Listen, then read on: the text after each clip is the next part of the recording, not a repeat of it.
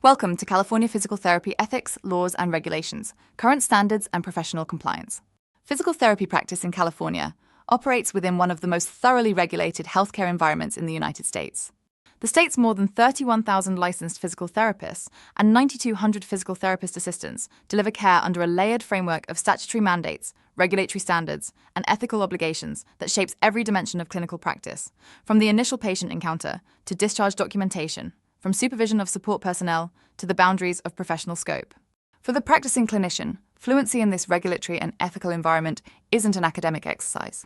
It's a daily practice requirement with direct consequences for patient safety, professional licensure, and legal liability. The regulatory environment governing California physical therapy has gone through significant evolution in recent years. The Physical Therapy Board of California continues to refine its enforcement and licensing functions, including the 2024 transition from the proctored Cal Law exam to the online California Jurisprudence Assessment module. Direct access provisions, first enacted in 2013 and amended in 2018 to incorporate telehealth, remain subject to conditions that distinguish California from states with unrestricted patient access. Supervision standards for physical therapist assistants and aides have been updated through regulatory amendments that redefine adequate supervision and documentation obligations. At the national level, the American Physical Therapy Association, or APTA, adopted a landmark new code of ethics for the physical therapy profession in late 2025, replacing the prior code of ethics for the physical therapist and the standards of ethical conduct for the physical therapist assistant with a unified document built around 9 ethical commitments, including, for the first time, explicit standards addressing artificial intelligence and emerging technologies in clinical practice. This course provides you with a rigorous, practice-oriented review of the ethical principles, state laws, and regulatory requirements that define physical therapy practice in California. The content is organized into 8 modules that move systematically from the regulatory framework and scope of practice through direct access, licensure, supervision, enforcement, and discipline, to the ethical foundations of the profession and their application in contemporary clinical scenarios. The course integrates the 2026 APTA Code of Ethics with California-specific legal obligations related to informed consent, patient confidentiality, mandatory abuse reporting, telehealth, and documentation standards. The Realm Individual Process Situation Model is presented as a structured framework for ethical decision-making, and 4 detailed case studies challenge you to synthesize regulatory knowledge and ethical reasoning in the complex, often ambiguous situations that arise in real-world California physical therapy practice. Let's review the learning objectives for this course. By the end of this course, you'll be able to identify the scope of practice boundaries under the California Physical Therapy Practice Act. You'll be able to describe the licensure and supervision requirements for California physical therapy professionals and explain the grounds for disciplinary action by the Physical Therapy Board of California.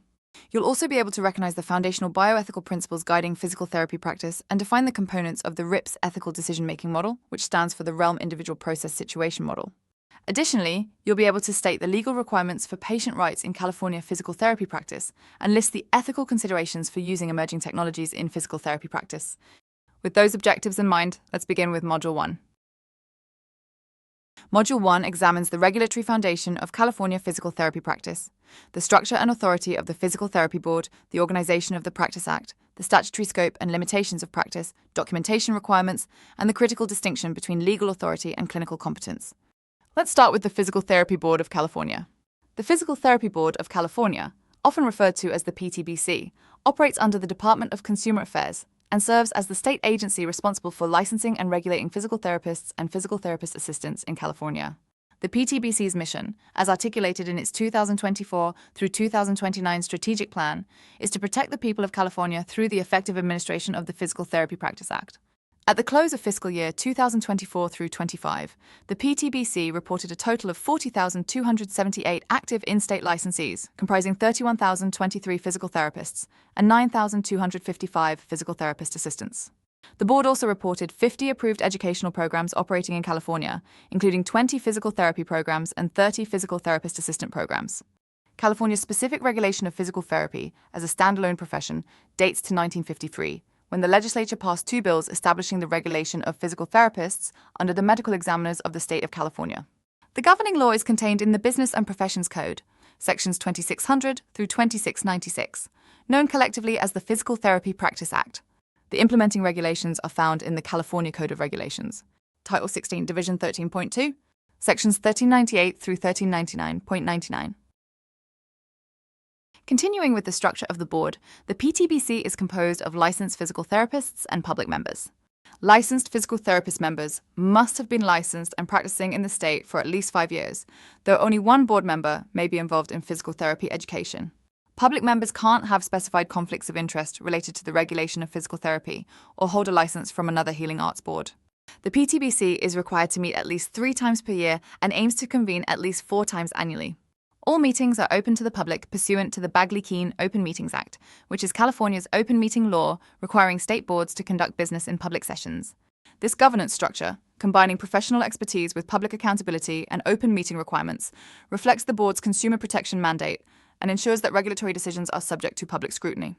The board's 2024 through 2029 strategic plan organizes its work around several core goals, including effective licensing and examination processes, proactive enforcement of the Practice Act, stakeholder engagement, and organizational effectiveness.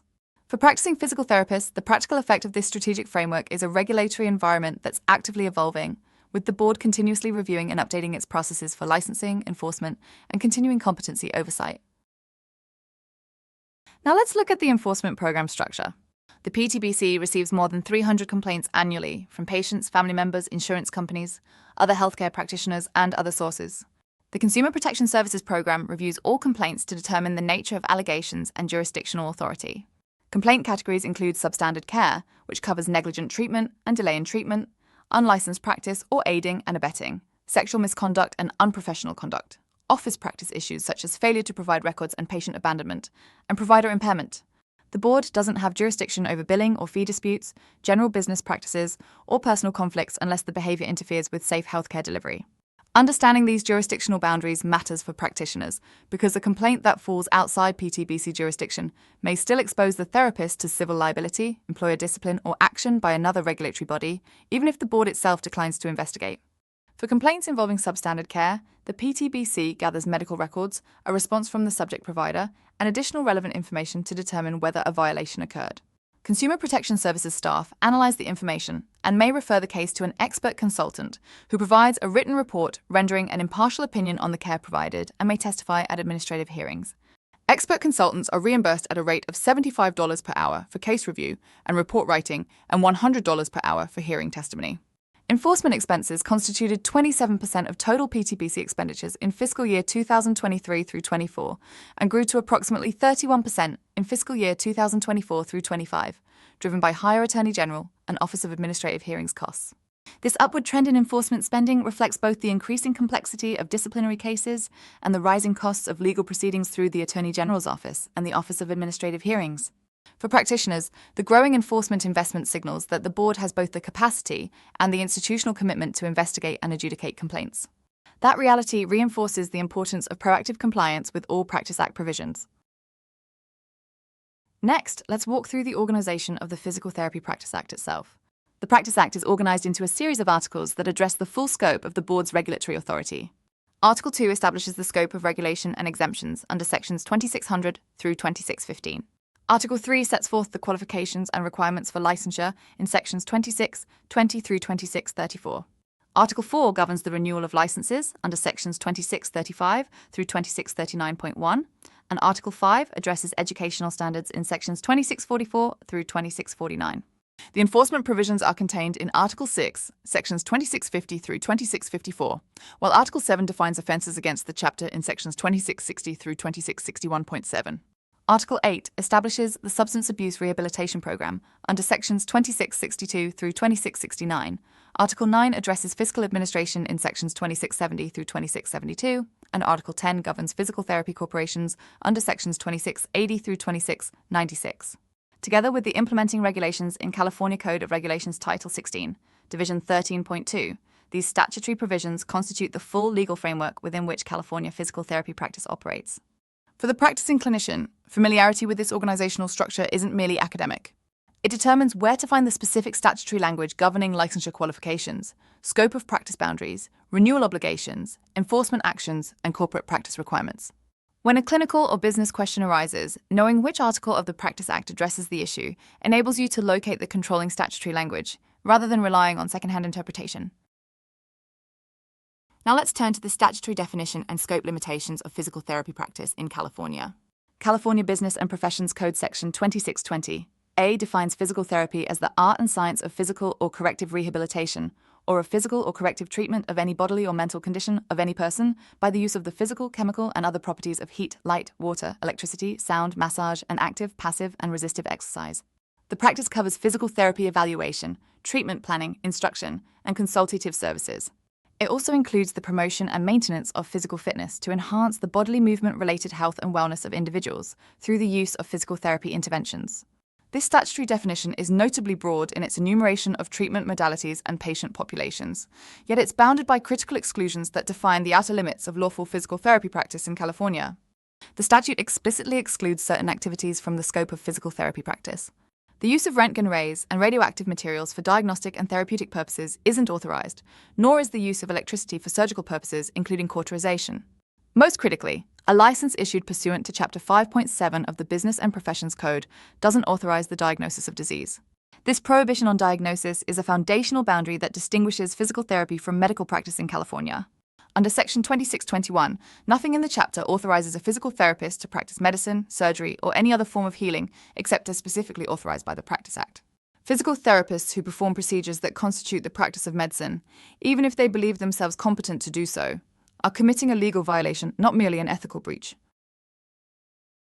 Let's now discuss two specific areas of expanded authority within physical therapy practice: topical medication and tissue penetration. Starting with topical medication authority, Business and Professions Code Section 26. 20.3 permits a physical therapist to apply topical medications as part of physical therapy practice, provided the therapist complies with regulations adopted by the board after meeting and conferring with the Medical Board of California and the California State Board of Pharmacy. This authority is limited to topical application and doesn't extend to prescribing medications. Turning to tissue penetration for neuromuscular evaluation, Business and Professions Code Section 26.20.5 authorizes a physical therapist, upon specified authorization of a physician and surgeon, to perform tissue penetration for the purpose of evaluating neuromuscular performance, provided the therapist has been certified by the board for this procedure. The physical therapist may not develop or make diagnostic or prognostic interpretations of the data obtained through tissue penetration. Doing so constitutes a violation of the Medical Practice Act. This provision permits board-certified physical therapists to perform electromyographic and nerve conduction studies, which are diagnostic tests that measure the electrical activity of muscles and the speed of nerve signal transmission under physician authorization, while maintaining the clear statutory boundary between physical therapy evaluation and medical diagnosis. The requirement for both board certification and physician authorization creates a two-layer safeguard. The board verifies that the therapist possesses the specialized training necessary to perform the procedure safely, while the authorizing physician retains responsibility for the diagnostic interpretation of the results. Practitioners who aren't board certified for tissue penetration procedures may not perform them under any circumstances, regardless of their clinical training or the availability of physician authorization. Here's an important topic to address: the dry needling prohibition in California. California is one of approximately 4 to 6 states that explicitly prohibit physical therapists from performing dry needling. The PTBC interprets dry needling as falling outside the physical therapy scope of practice because Business and Professions Code Section 26.20.5 requires board certification for tissue penetration and limits such procedures to neuromuscular evaluation under physician authorization.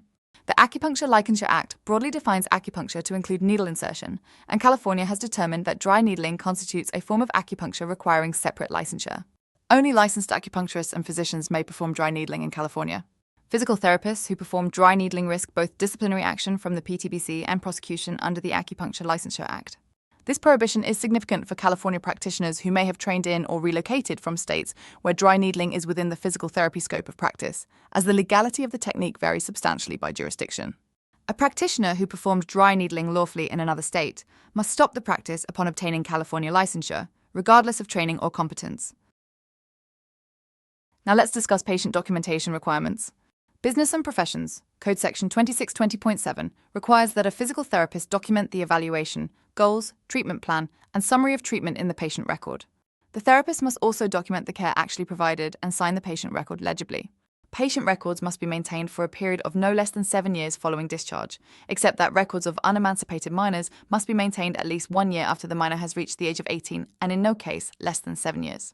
These documentation obligations serve dual functions. They protect the patient by ensuring a complete and accessible clinical record, and they protect the therapist by providing contemporaneous evidence of the care provided in the event of a complaint, malpractice claim, or board investigation. Practitioners who fail to maintain adequate documentation may face disciplinary action, regardless of the quality of the clinical care delivered. Let's close this module with a critically important concept: the distinction between legal authority and clinical competence. The PTBC draws an important and frequently underappreciated distinction between these two things. Having the legal authority to practice doesn't necessarily mean the therapist is meeting the standard of practice if they don't have the competence to perform the techniques being offered. The Business and Professions Code and its implementing regulations establish the minimums needed to serve consumers of physical therapy services. Competence requires education, training, and demonstrated ability that goes beyond the basic legal authorization to practice.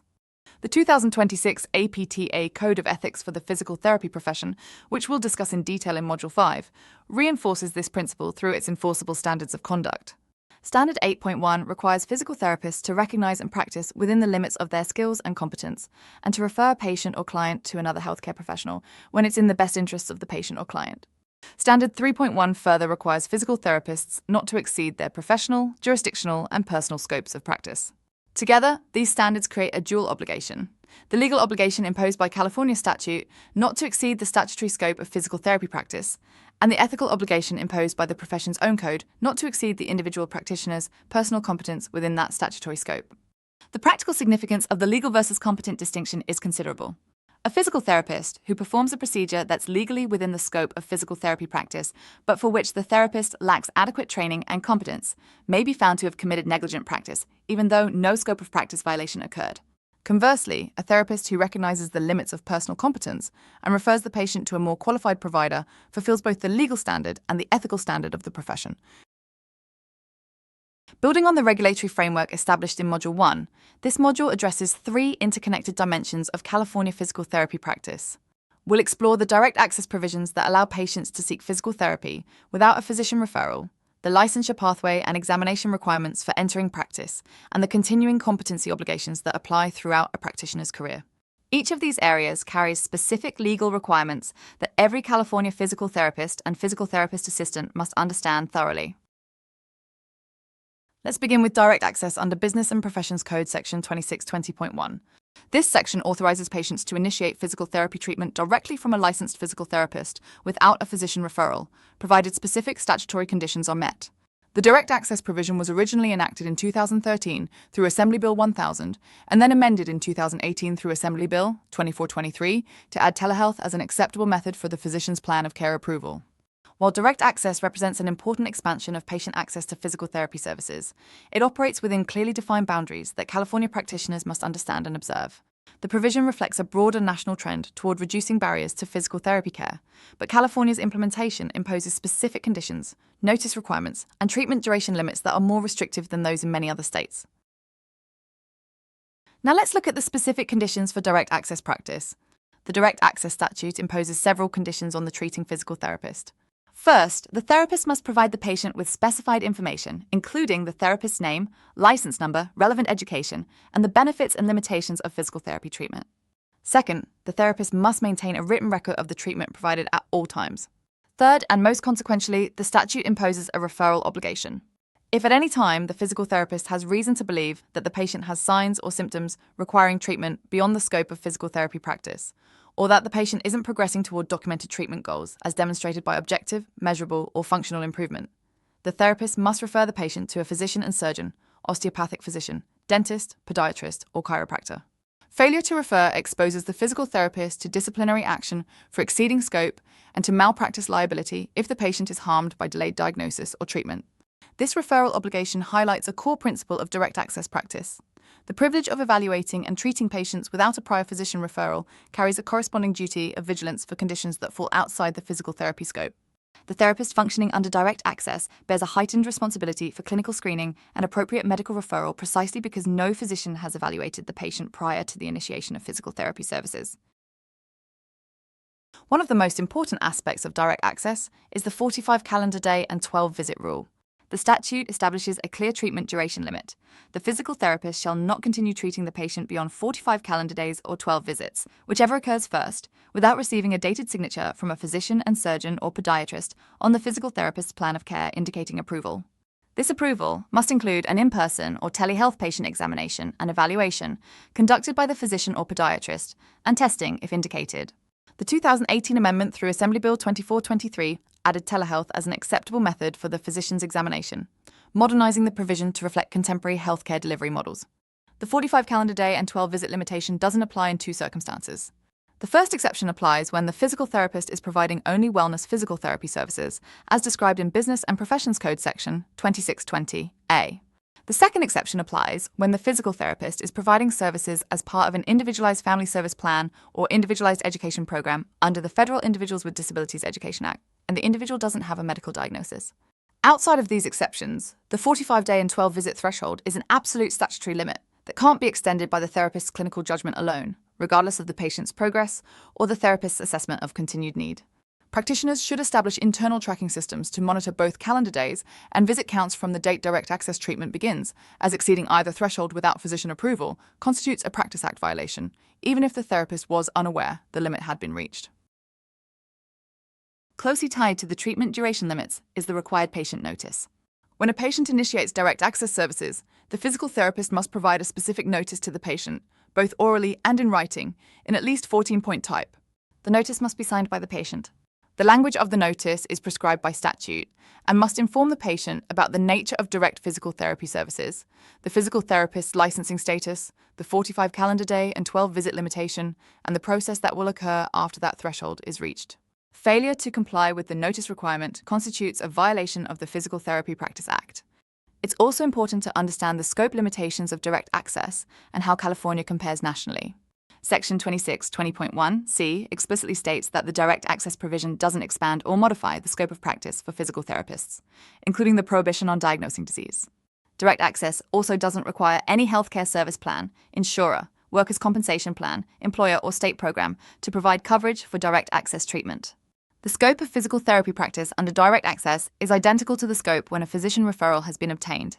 The provision affects only the pathway by which the patient enters physical therapy care, not the nature of the care itself.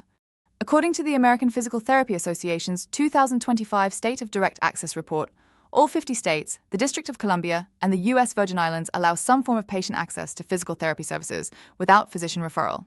California's direct access is classified as provisional and conditional, meaning patients can access physical therapy directly, but the 45 calendar day and 12 visit limit makes it more restrictive than many states that provide unrestricted direct access with no time limits or physician approval requirements. The 2018 Telehealth Amendment modernized the provision but didn't remove the fundamental limitation on treatment duration without physician approval. For practitioners, understanding California's position within the national direct access picture provides important context. The 45-day and 12-visit rule isn't a universal standard, but rather a California-specific constraint that reflects the state legislature's balance between expanding patient access and maintaining physician involvement in ongoing care. Now let's shift to the licensure pathway and the California Jurisprudence Assessment Module, commonly known as the CalJAM. To obtain a California physical therapy license, candidates must satisfy 3 requirements: graduation from a program accredited by the Commission on Accreditation in Physical Therapy Education, or CAPTA, or an equivalent foreign educated program, passage of the National Physical Therapy Examination, or NPTE, administered by the Federation of State Boards of Physical Therapy, or FSBPT, and passage of the California Jurisprudence Assessment Module, or CalJAM. The MPTE for physical therapists consists of 250 multiple-choice questions, of which 225 are scored, and 25 are pretest items, and is offered nationwide at prometric testing centers, which are standardized examination facilities. The NPTE for physical therapist assistants consists of 200 multiple-choice questions. Both examinations are developed and administered by the FSBPT to assess basic entry-level competence in physical therapy practice. The MPTE is a standardized national examination that doesn't test California-specific law or regulation. This state-specific knowledge component is addressed separately through the CalJAM, making the two assessments complementary elements of the California licensure pathway. Let's take a closer look at the CalJAM itself. Effective July 1st, 2024, the Physical Therapy Board of California transitioned from the proctored Cal Law exam to the CalJAM, an online, on-demand jurisprudence assessment that represents a significant modernization of California's state-specific licensure requirement. The CalJAM consists of 50 questions and must be completed within 90 minutes. A score of 80% or higher is required to pass, and there's no limit on the number of attempts. Applicants receive an authorization to test letter and have 96 hours to complete the assessment. If unsuccessful, applicants may register again 15 days after the last attempt. The transition from the Cal Law exam to the CalJAM brought both practical and financial advantages. The previous Cal Law exam was proctored at prometric testing centers at a cost of $95, whereas the CalJAM costs $50 and can be completed from any location with internet access. Study materials are compiled by the Physical Therapy Board of California in its California Laws and Regulations publication, and a content outline is available from the FSBPT website. The CalJAM serves a dual purpose within the California Licensure and Renewal Framework. As an initial licensure requirement, all applicants for a new California physical therapy or physical therapist assistant license must pass the CalJAM. As a continuing competency pathway, California licensees may satisfy the mandatory 2-hour ethics, laws, and regulations continuing competency requirement established by California Code of Regulations, Section 1399.93, by completing the CalJAM during their renewal cycle. This dual function makes the CalJAM a uniquely versatile instrument that bridges initial competency assessment and ongoing professional development. For experienced licensees, electing to complete the CalJAM during a renewal cycle serves the additional benefit of ensuring that the practitioner's knowledge of California law remains current as the assessment content is updated to reflect legislative and regulatory changes. Before we move on, let's discuss license applicant status. Applicants who have submitted a complete application, with the exception of the CalJAM score, and who have no criminal history or disciplinary action, may receive Physical Therapist License Applicant, or PTLA, or Physical Therapist Assistant License Applicant, or PTALA, status. This designation allows applicants to practice under supervision while awaiting full licensure.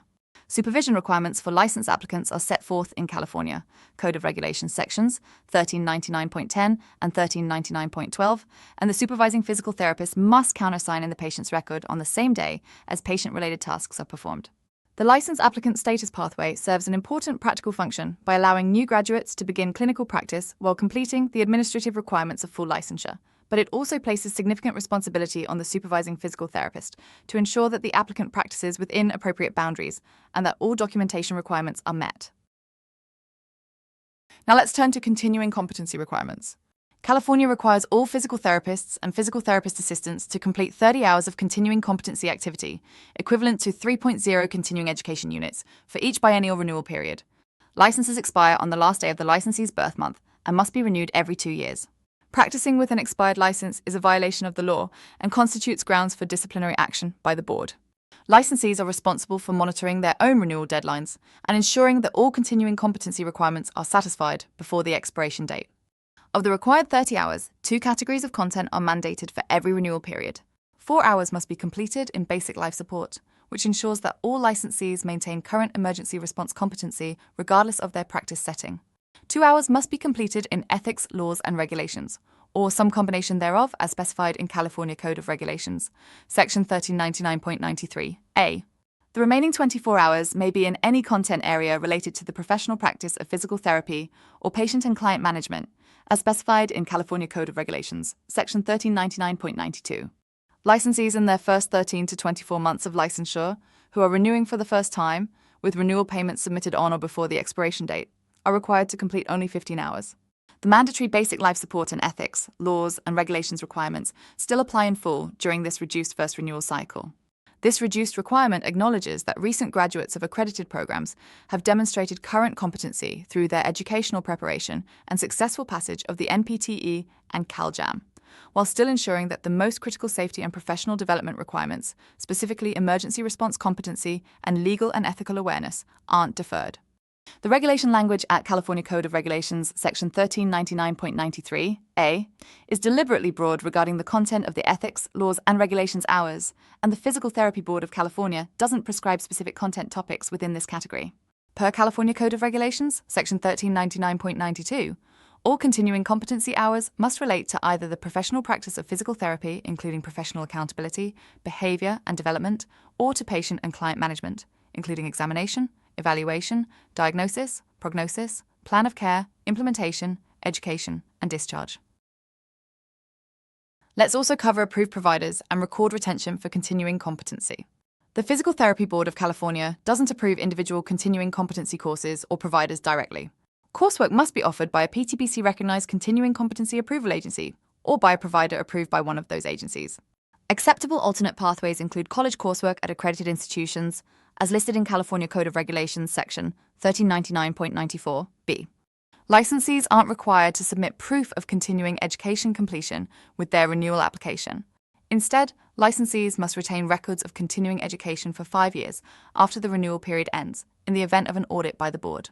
This attestation-based system places the responsibility for compliance squarely on the individual licensee, and failure to produce documentation upon audit may result in disciplinary action. The 5-year retention requirement means that licensees should maintain organised records spanning more than 2 full renewal cycles at any given time. Practitioners are well advised to establish a systematic record-keeping approach, whether digital or paper-based, that preserves certificates of completion, course descriptions, and attendance verification for each continuing competency activity, completed during every renewal period. With the regulatory framework and licensure requirements established, let's now turn to a critical operational dimension of California physical therapy: the supervision of physical therapist assistants and physical therapy aides. California law imposes distinct supervisory standards for each category of support personnel, and understanding these distinctions is essential for every supervising physical therapist. The regulations governing the supervision of physical therapist assistants in California are found in California Code of Regulations, Section 1398.44, which establishes the standard of adequate supervision that the supervising physical therapist must provide. These regulations, amended in 2021 to clarify documentation obligations and supervisory responsibilities, define the legal framework within which PTAs deliver patient care under the direction and oversight of a licensed physical therapist. Understanding the specific details of this framework is essential for every California physical therapist who employs, supervises, or practices alongside PTAs, because departures from these requirements constitute unprofessional conduct and may result in disciplinary action against both the supervising physical therapist and the PTA. Let's dig into the specifics of PTA supervision ratios and the general supervision model. California imposes a strict ratio limit on PTA supervision. A licensed physical therapist may supervise a maximum of 2 PTAs at any given time. The Physical Therapy Board of California may permit an increase beyond this ratio if it determines that adequate supervision can still be provided and that public health and safety would be maintained, but the number of PTAs under a single physical therapist's supervision can't exceed twice the number of physical therapists regularly employed at a facility at any time. This ratio cap serves as a structural safeguard against the dilution of supervisory attention that can occur when a single physical therapist is responsible for overseeing too many support personnel simultaneously. In practical terms, a clinic with 2 physical therapists on staff could potentially have up to 4 PTAs providing patient care at any given time, but only with explicit board authorization beyond the default 2-to-1 ratio. A significant feature of California's PTA supervision standard is that PTAs may assist in the provision of treatment without the supervising physical therapist being physically present in the same facility. This represents a general supervision model, meaning the physical therapist doesn't need to be co-located with the PTA during each patient encounter, but retains full legal responsibility for all care provided by the PTA. The physical therapist must remain available for consultation and must ensure that the PTA's patient care activities fall within the PTA's scope and the established treatment plan. This general supervision standard reflects the recognized competency of PTAs as trained healthcare providers while preserving the physical therapist's ultimate accountability for patient outcomes.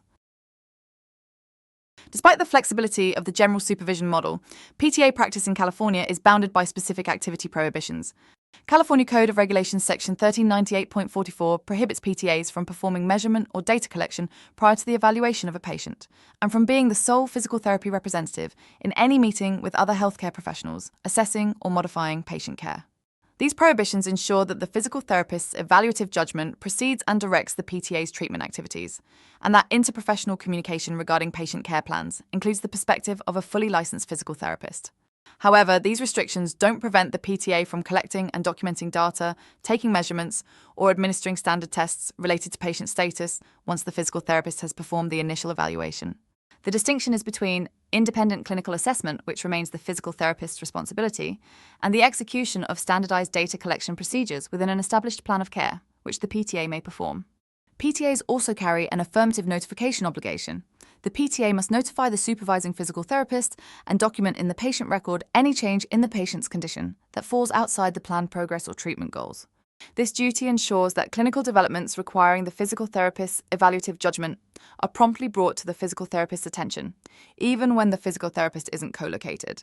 Beyond notification, PTAs are subject to scope restrictions that further define the boundary between PTA and physical therapist practice.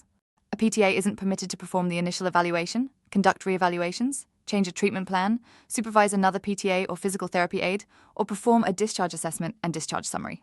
Each of these activities requires the clinical judgment, evaluative authority, and professional accountability that attach to the physical therapist license and can't be delegated to support personnel, regardless of the PTA's experience or skill level. Now let's examine the supervisory requirements for physical therapy aides, which are substantially more restrictive than those governing PTAs. This reflects the aide's more limited training and education. California Code of Regulations, Section 1399 mandates that a physical therapy aide may only provide physical therapy treatment in the same facility as the supervising physical therapist, under direct and immediate supervision at all times. Unlike the general supervision model applicable to PTAs, aide supervision requires continuous physical presence. The physical therapist must be on-site and immediately available to observe, direct, and intervene in the aide's patient-related activities throughout the treatment session. Before any patient-related tasks may be assigned to an aide, the supervising physical therapist must evaluate every patient, formulate and record a treatment program, and determine which specific tasks may be assigned to the aide. This pre-treatment evaluation requirement ensures that the physical therapist has exercised independent clinical judgment regarding the patient's condition and the appropriateness of aide involvement before the aide has any contact with the patient in a treatment capacity. The physical therapist shall assign only those patient-related tasks that can be safely and effectively performed by the aide. This standard requires the physical therapist to exercise professional judgment in matching the aide's documented competencies to the demands of each specific patient encounter, a determination that can't be delegated or standardized across all patients. California further restricts aide use through a numerical limit. A licensed physical therapist may use the services of only one aide for assistance in patient-related tasks. This 1-to-1 ratio ensures focused supervisory attention and limits the risk that a physical therapist's supervisory capacity will be stretched across multiple support personnel with varying competency levels. Additionally, a PTA shall not supervise a physical therapy aide performing patient-related tasks. This prohibition reinforces the hierarchical structure of California's physical therapy workforce model. Aides work under physical therapist supervision exclusively, and the PTA's role doesn't include supervisory authority over other personnel. There's also an important documentation requirement related to aide supervision.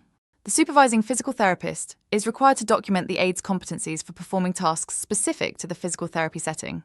This documentation obligation creates a defensible record demonstrating that the physical therapist has assessed and verified the aide's ability to perform each type of patient-related task before assigning it. In the event of a complaint or adverse outcome, the existence or absence of competency documentation may determine whether the physical therapist met the supervisory standard of care. Competency documentation should be task-specific rather than generic, identifying the particular patient-related activities the aide has been trained and evaluated to perform, for example, application of hot or cold packs, assistance with therapeutic exercises, or patient transport, and should be updated whenever the aide's assigned duties change or expand. To help clarify, the practical differences between PTA and aide supervision in California can be summarized along 4 dimensions. First, the level of supervision. PTAs operate under general supervision that doesn't require co-location, while aides require continuous and immediate supervision with the physical therapist in the same facility. Second, the ratio. A physical therapist may supervise up to 2 PTAs but only 1 aide. Third, the scope. PTAs may execute treatment plans, collect data within established protocols, and document care, while aides are limited to tasks individually assigned and approved by the physical therapist for each patient encounter. Fourth, accountability.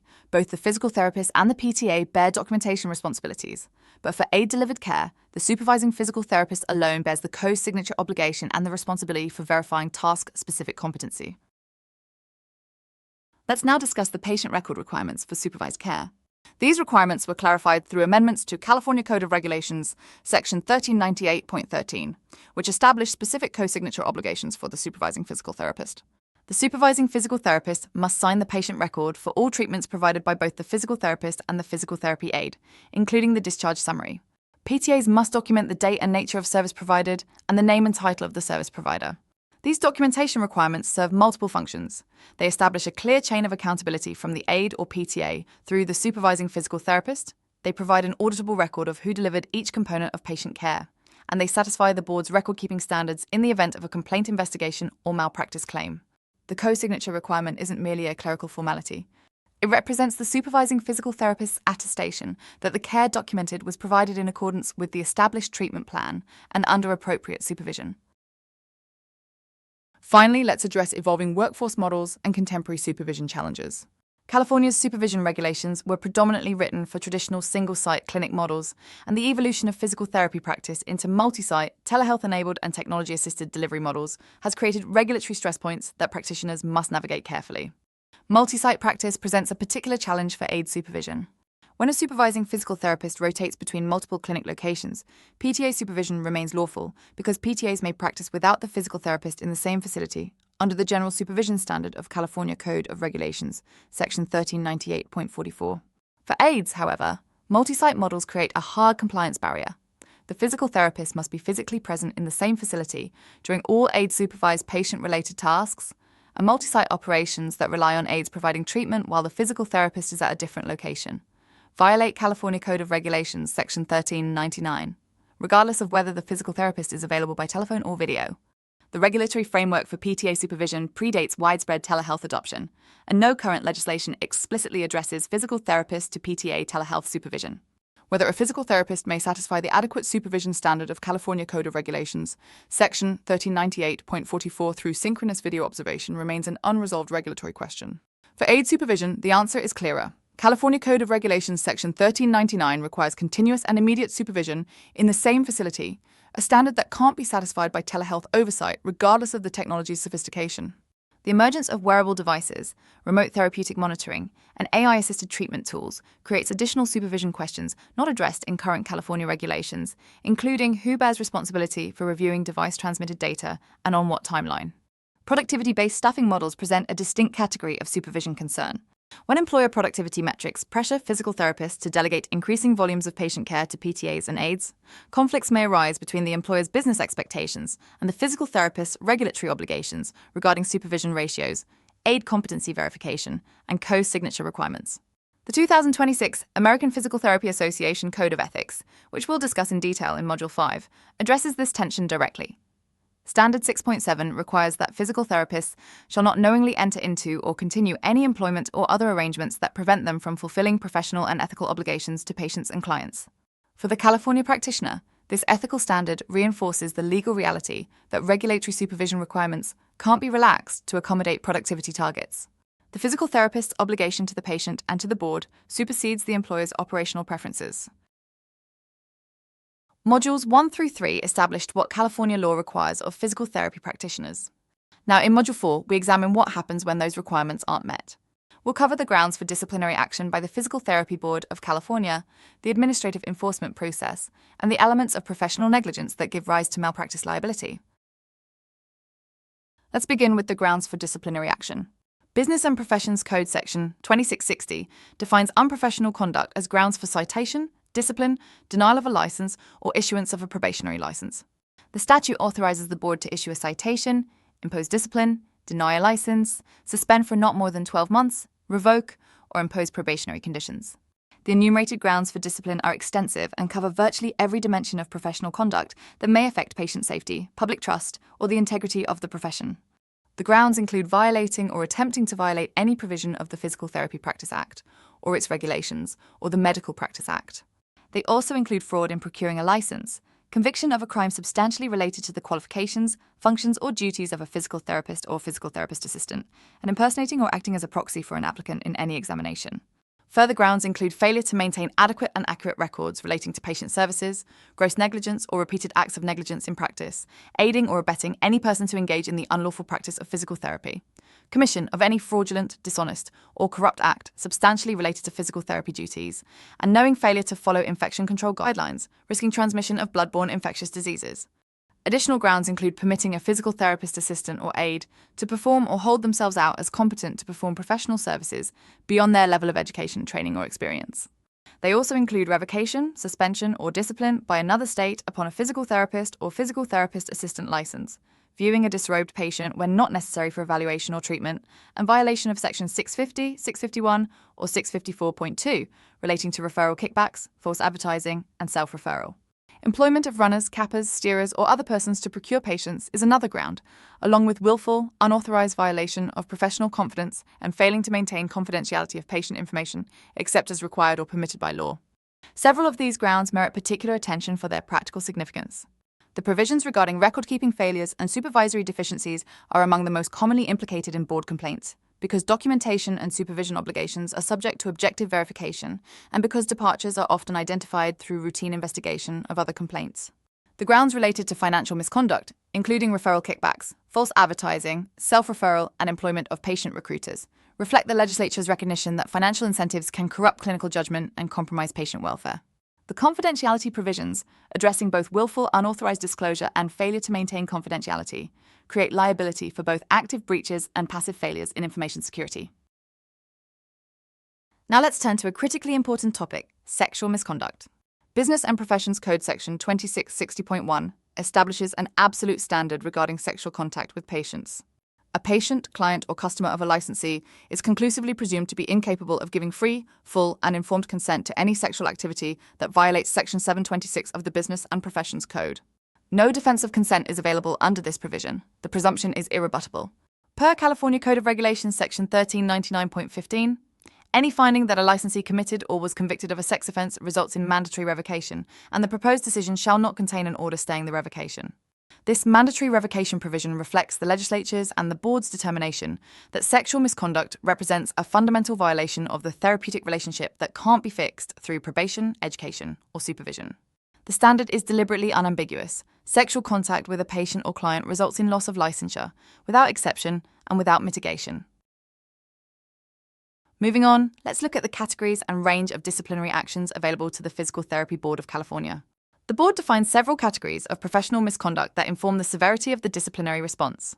Gross negligence is defined as an extreme departure from accepted standards of practice, a standard that contemplates conduct so far removed from professional norms that it represents a fundamental failure of professional judgment, rather than an isolated error. Repeated negligent acts describes a pattern of conduct that, while each individual act may not rise to the level of an extreme departure, cumulatively demonstrates a persistent failure to meet the standard of care. Incompetence covers performing procedures beyond one's training or expertise, or continuing the use of an unnecessary or obsolete procedure. Aiding and abetting is defined specifically in the physical therapy context to include inappropriate supervision of physical therapist assistants and physical therapy aides. This last category is particularly significant because it establishes that supervisory deficiencies aren't merely administrative lapses, but constitute a distinct category of professional misconduct with potential disciplinary consequences for the supervising physical therapist. The board possesses a graduated range of enforcement tools that allow it to calibrate the disciplinary response to the severity and circumstances of each violation. Citations and fines aren't classified as formal disciplinary actions and are used for less serious violations, though they are matters of public record. The board may issue a public letter of reprimand in lieu of a formal accusation under Business and Professions Code Section 2660. A public reproval constitutes formal disciplinary action pursuant to Business and Professions Code Section 495. The board may impose suspension for up to 12 months. Probation with conditions operates by staying, that is, postponing the execution of, a revocation order while the licensee complies with specified probationary terms, which may include practice restrictions, supervision requirements, continuing education, substance abuse testing, or other conditions. Revocation constitutes a complete prohibition from engaging in the practice of physical therapy. The board may also issue an initial probationary license to applicants found guilty of unprofessional conduct who have met all other licensure requirements. This designation isn't classified as disciplinary action and is removed upon successful completion of probation. Now let's walk through the administrative hearing process and its consequences. When the Physical Therapy Board of California determines that formal charges are warranted based on its investigation, the case is referred to the California Attorney General's office. The Attorney General files a formal accusation, which becomes a public document accessible to patients, employers, credentialing bodies, and the general public. The case then proceeds under the Administrative Procedure Act, with hearings conducted before an administrative law judge. Stipulated settlements, which are negotiated agreements in which the licensee accepts specified disciplinary terms without proceeding to a contested hearing, may be reached at any point before the hearing. If the case proceeds to hearing, the administrative law judge issues a proposed decision, which the board may adopt, modify, or reject. Under Business and Professions Code Section 2661.5, the board may request that the administrative law judge direct a licensee found guilty of unprofessional conduct to pay the actual and reasonable costs of the investigation and prosecution of the case. This cost recovery provision means that in addition to any license restriction or penalty, the disciplined practitioner may bear the financial burden of the enforcement proceedings that led to the disciplinary finding. The consequences of a disciplinary finding extend well beyond the specific sanction imposed by the board. The disciplinary action becomes a permanent part of the public record, searchable in real time through the Department of Consumer Affairs License Search System. The board notifies the National Practitioner Data Bank, or NPDB, of all formal adverse actions, creating a national record that follows the practitioner across state lines and is accessible to hospitals, health systems, and other entities that query the National Practitioner Data Bank during credentialing and privileging processes. Because Business and Professions Code Section 2660 subsection O makes discipline imposed by another state an independent ground for California discipline, a California practitioner who holds licenses in multiple states faces the prospect of reciprocal disciplinary proceedings in each jurisdiction. Employers who require unblemished licensure as a condition of employment may terminate the practitioner.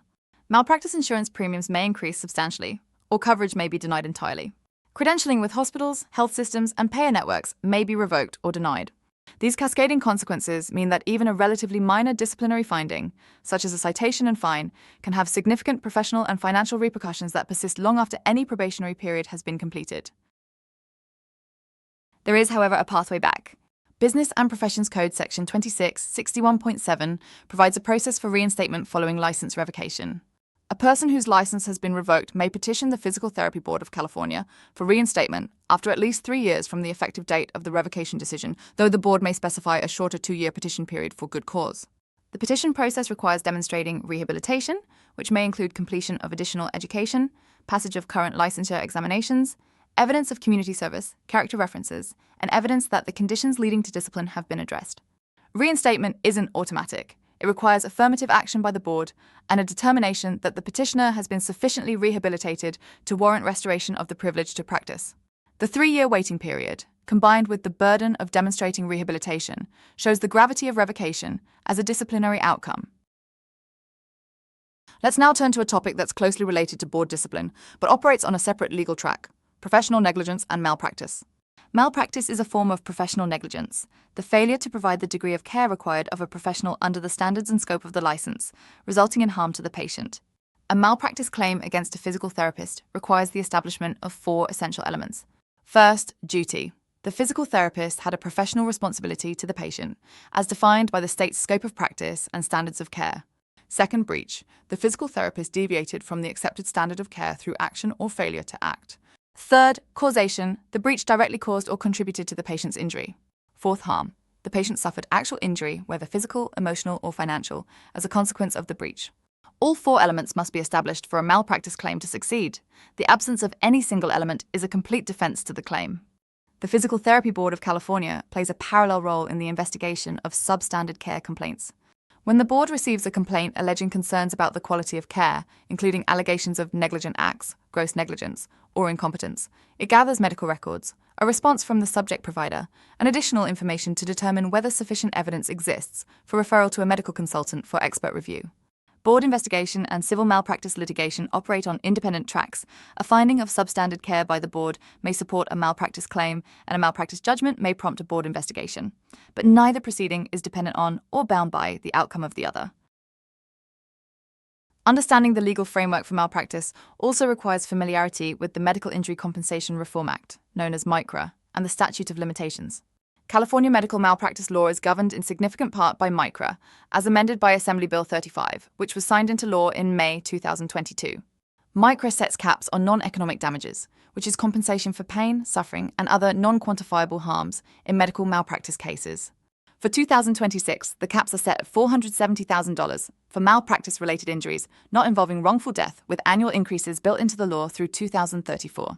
California follows a pure comparative negligence rule, meaning that a patient found to be partially at fault for their own injury will have their damage award reduced proportionally rather than eliminated entirely. California Code of Civil Procedure Section 340.5 establishes the statute of limitations for medical malpractice lawsuits. The action must be filed no later than whichever occurs first, 1 year after the plaintiff discovers or reasonably should have discovered the injury, or 3 years after the date of the injury. A 90-day advance notice to the provider is required before filing suit. These time limitations show why contemporaneous documentation matters so much. A physical therapist's best defense in a malpractice claim that surfaces months or years after treatment is a thorough contemporaneous patient record that documents the evaluation, treatment rationale, clinical observations, and patient response at each visit. Now let's look at common malpractice allegations and proactive risk management strategies. According to Healthcare Providers Service Organization and CNA claims data, the leading allegations against physical therapists in malpractice claims include improper management over the course of treatments, which constitutes the most frequent category, inappropriate behavior, and fraudulent billing. The average paid indemnity, which is the amount paid to settle or resolve a claim, per claim is approximately $95,000, with total claim costs including defense expenses averaging approximately $119,000. Professions involving physical touch, including physical therapy, see elevated claims in the area of harassment and abuse, a pattern consistent with both the inherent vulnerability of patients in hands-on treatment settings and the heightened legal and regulatory scrutiny that accompanies allegations of boundary violations. As discussed in Module 1, the Physical Therapy Board of California draws a critical distinction between legal authority and clinical competence that's directly relevant to malpractice risk. A physical therapist may be legally authorized to perform a technique, but may still be found negligent if the practitioner lacks the competence, the knowledge, skill, and judgment to to perform it safely and effectively. Proactive risk management strategies include regular documentation, compliance, self-audits against business and professions, Code Section 26, 20.7, and California Code of Regulations Section 1398.13 requirements. They also include verification of supervision protocol compliance, including physical therapist assistant ratios, aid competency documentation, and co-signature practices. Additionally, practitioners should confirm direct access compliance, including the mandatory patient notice and the 45-day and 12-visit threshold tracking, and maintain continuing competency records for the full 5-year retention period required by the board. When a practitioner receives notice that a board complaint has been filed, the licensee has the right to respond to allegations, to review non-privileged portions of the complaint, to legal representation at all stages, and to a formal administrative hearing before an administrative law judge if formal charges are filed.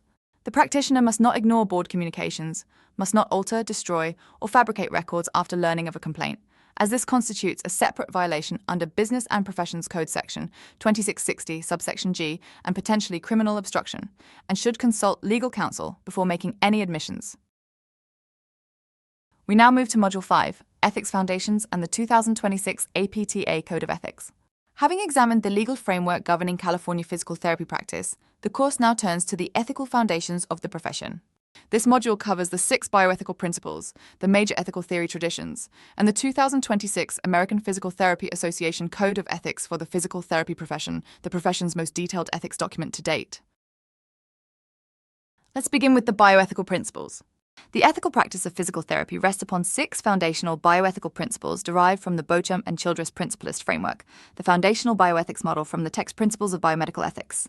Each of these principles is reflected in the 2026 American Physical Therapy Association Code of Ethics for the physical therapy profession. These principles operate not as abstract philosophical constructs, but as practical guides that shape clinical judgment, inform professional conduct, and provide the conceptual vocabulary through which ethical conflicts in physical therapy are identified, analyzed, and resolved. Autonomy is the principle of respecting the rights of individuals to make decisions and determinations about their own life and body to the greatest extent possible. In clinical physical therapy, autonomy covers maintaining patient privacy and confidentiality, obtaining informed and ongoing consent in every interaction involving physical touching, and honoring the patient's right to accept or refuse recommended interventions. The principle of beneficence requires taking action to ensure the welfare and safety of individuals and to advance the good of the individual and society. For the physical therapist, beneficence is the affirmative obligation to act in the patient's interest, to select the most effective interventions, to monitor outcomes, and to modify the plan of care when clinical indicators warrant a change. Non-maleficence, the obligation to make decisions and take actions with the intention to prevent or minimize injury, harm, or wrongdoing, establishes the complementary duty to avoid causing harm. In a profession that involves direct physical contact, manipulation, and exercise prescription, non-maleficence demands continuous attention to contraindications, patient tolerance, and the risk-benefit calculus of every intervention. Justice requires making objective decisions that result in the most equitable outcome possible, an expression of mutual recognition of respect for each other's human dignity and acknowledgement of interdependent community. In physical therapy practice, justice arises in decisions about patient scheduling, resource allocation, access to services, and the equitable treatment of patients regardless of demographic characteristics, insurance status, or diagnosis. Veracity, the principle of being honest and truthful in all professional decisions and actions with all internal and external parties, obligates the physical therapist to provide accurate information about diagnosis, prognosis, and treatment options, and to document clinical findings and services rendered with complete accuracy. Fidelity, treating all individuals, groups, and populations with respect, fairness, discretion, and integrity, covers the therapist's duties of loyalty, promise-keeping, and faithfulness to the professional relationship. Together, these 6 principles constitute the ethical foundation upon which the profession's formal codes of conduct and decision-making frameworks are built. When bioethical principles come into conflict in clinical practice, physical therapists face genuine ethical dilemmas that can't be resolved by applying a single principle in isolation. These conflicts aren't aberrations, but inherent features of clinical decision-making in a profession that simultaneously owes duties to individual patients, employing organizations, the broader healthcare system, and the public. Resource allocation generates conflict between justice and beneficence when a physical therapist has limited appointment availability and must prioritize among patients with competing clinical needs. The 2026 Code of Ethics addresses this tension through aspirational example 9F, which urges physical therapists to be responsible stewards of healthcare services and advocate for just use of those services. The therapist must balance the obligation to maximize benefit for the individual patient against the obligation to distribute care equitably across the patient population. Patient refusal of recommended interventions creates a direct conflict between autonomy and beneficence. When a competent patient declines beneficial treatment, the physical therapist's obligation shifts from persuasion to ensuring informed refusal, confirming that the patient understands the potential risks and consequences of declining the recommended care. The Federation of State Boards of Physical Therapy's 2025 Informed Consent Guide states explicitly that the patient or client always has a right to consent or refuse care, establishing that the therapist may not override the patient's autonomous decision regardless of the clinical consequences. Surrogate decision-making introduces complexity when patients lack capacity to make their own healthcare decisions. The physical therapist must work with a legally authorized representative, and conflicts may arise when the surrogate's directives diverge from the therapist's clinical judgment about the patient's welfare. In these situations, the therapist must balance the obligation to respect the surrogate's authority, which derives from the patient's autonomy, against the obligation of beneficence toward the patient. Institutional pressure versus patient welfare represents what the American Physical Therapy Association has identified as one of the biggest ethical issues in the profession: the tension between productivity demands and quality patient care. Standard 6.7 of the 2026 Code states that physical therapists shall not knowingly enter into or continue any employment or other arrangements that prevent them from fulfilling professional and ethical obligations to patients and clients. This standard provides a clear ethical reference point, but its application in practice requires the moral courage to confront organizational expectations that compromise patient care, a challenge that the realm, individual process, and situation model of ethical decision-making is specifically designed to address. Let's now explore the ethical theories that underpin physical therapy practice. The bioethical principles that guide physical therapy practice are grounded in broader ethical theory traditions, each of which provides a distinct lens for analyzing clinical and professional dilemmas. 3 primary ethical theory frameworks are relevant to physical therapy practice, and understanding their logic equips the practitioner to reason more systematically when principles conflict and straightforward answers aren't available. Deontological ethics, rooted in the work of Immanuel Kant, holds that actions are morally right or wrong based on adherence to rules, duties, and obligations regardless of consequences. In physical therapy practice, deontological reasoning shows up as following professional codes, regulations, and legal standards because they represent inherent moral duties owed to every patient. A physical therapist operating from a deontological framework complies with informed consent requirements, not because of the outcomes compliance produces, but because respecting patient autonomy is an intrinsic moral obligation. The enforceable standards of conduct in the 2026 American Physical Therapy Association Code of Ethics are fundamentally deontological instruments. They prescribe duties that must be fulfilled regardless of circumstance or outcome. Teleological ethics, also termed consequentialist or ends-based reasoning, and most closely associated with the utilitarian tradition of Bentham and Mill, evaluates the morality of an action based on its outcomes. In clinical decision-making, this framework directs the therapist to consider which course of action produces the greatest benefit and least harm for the patient and for society.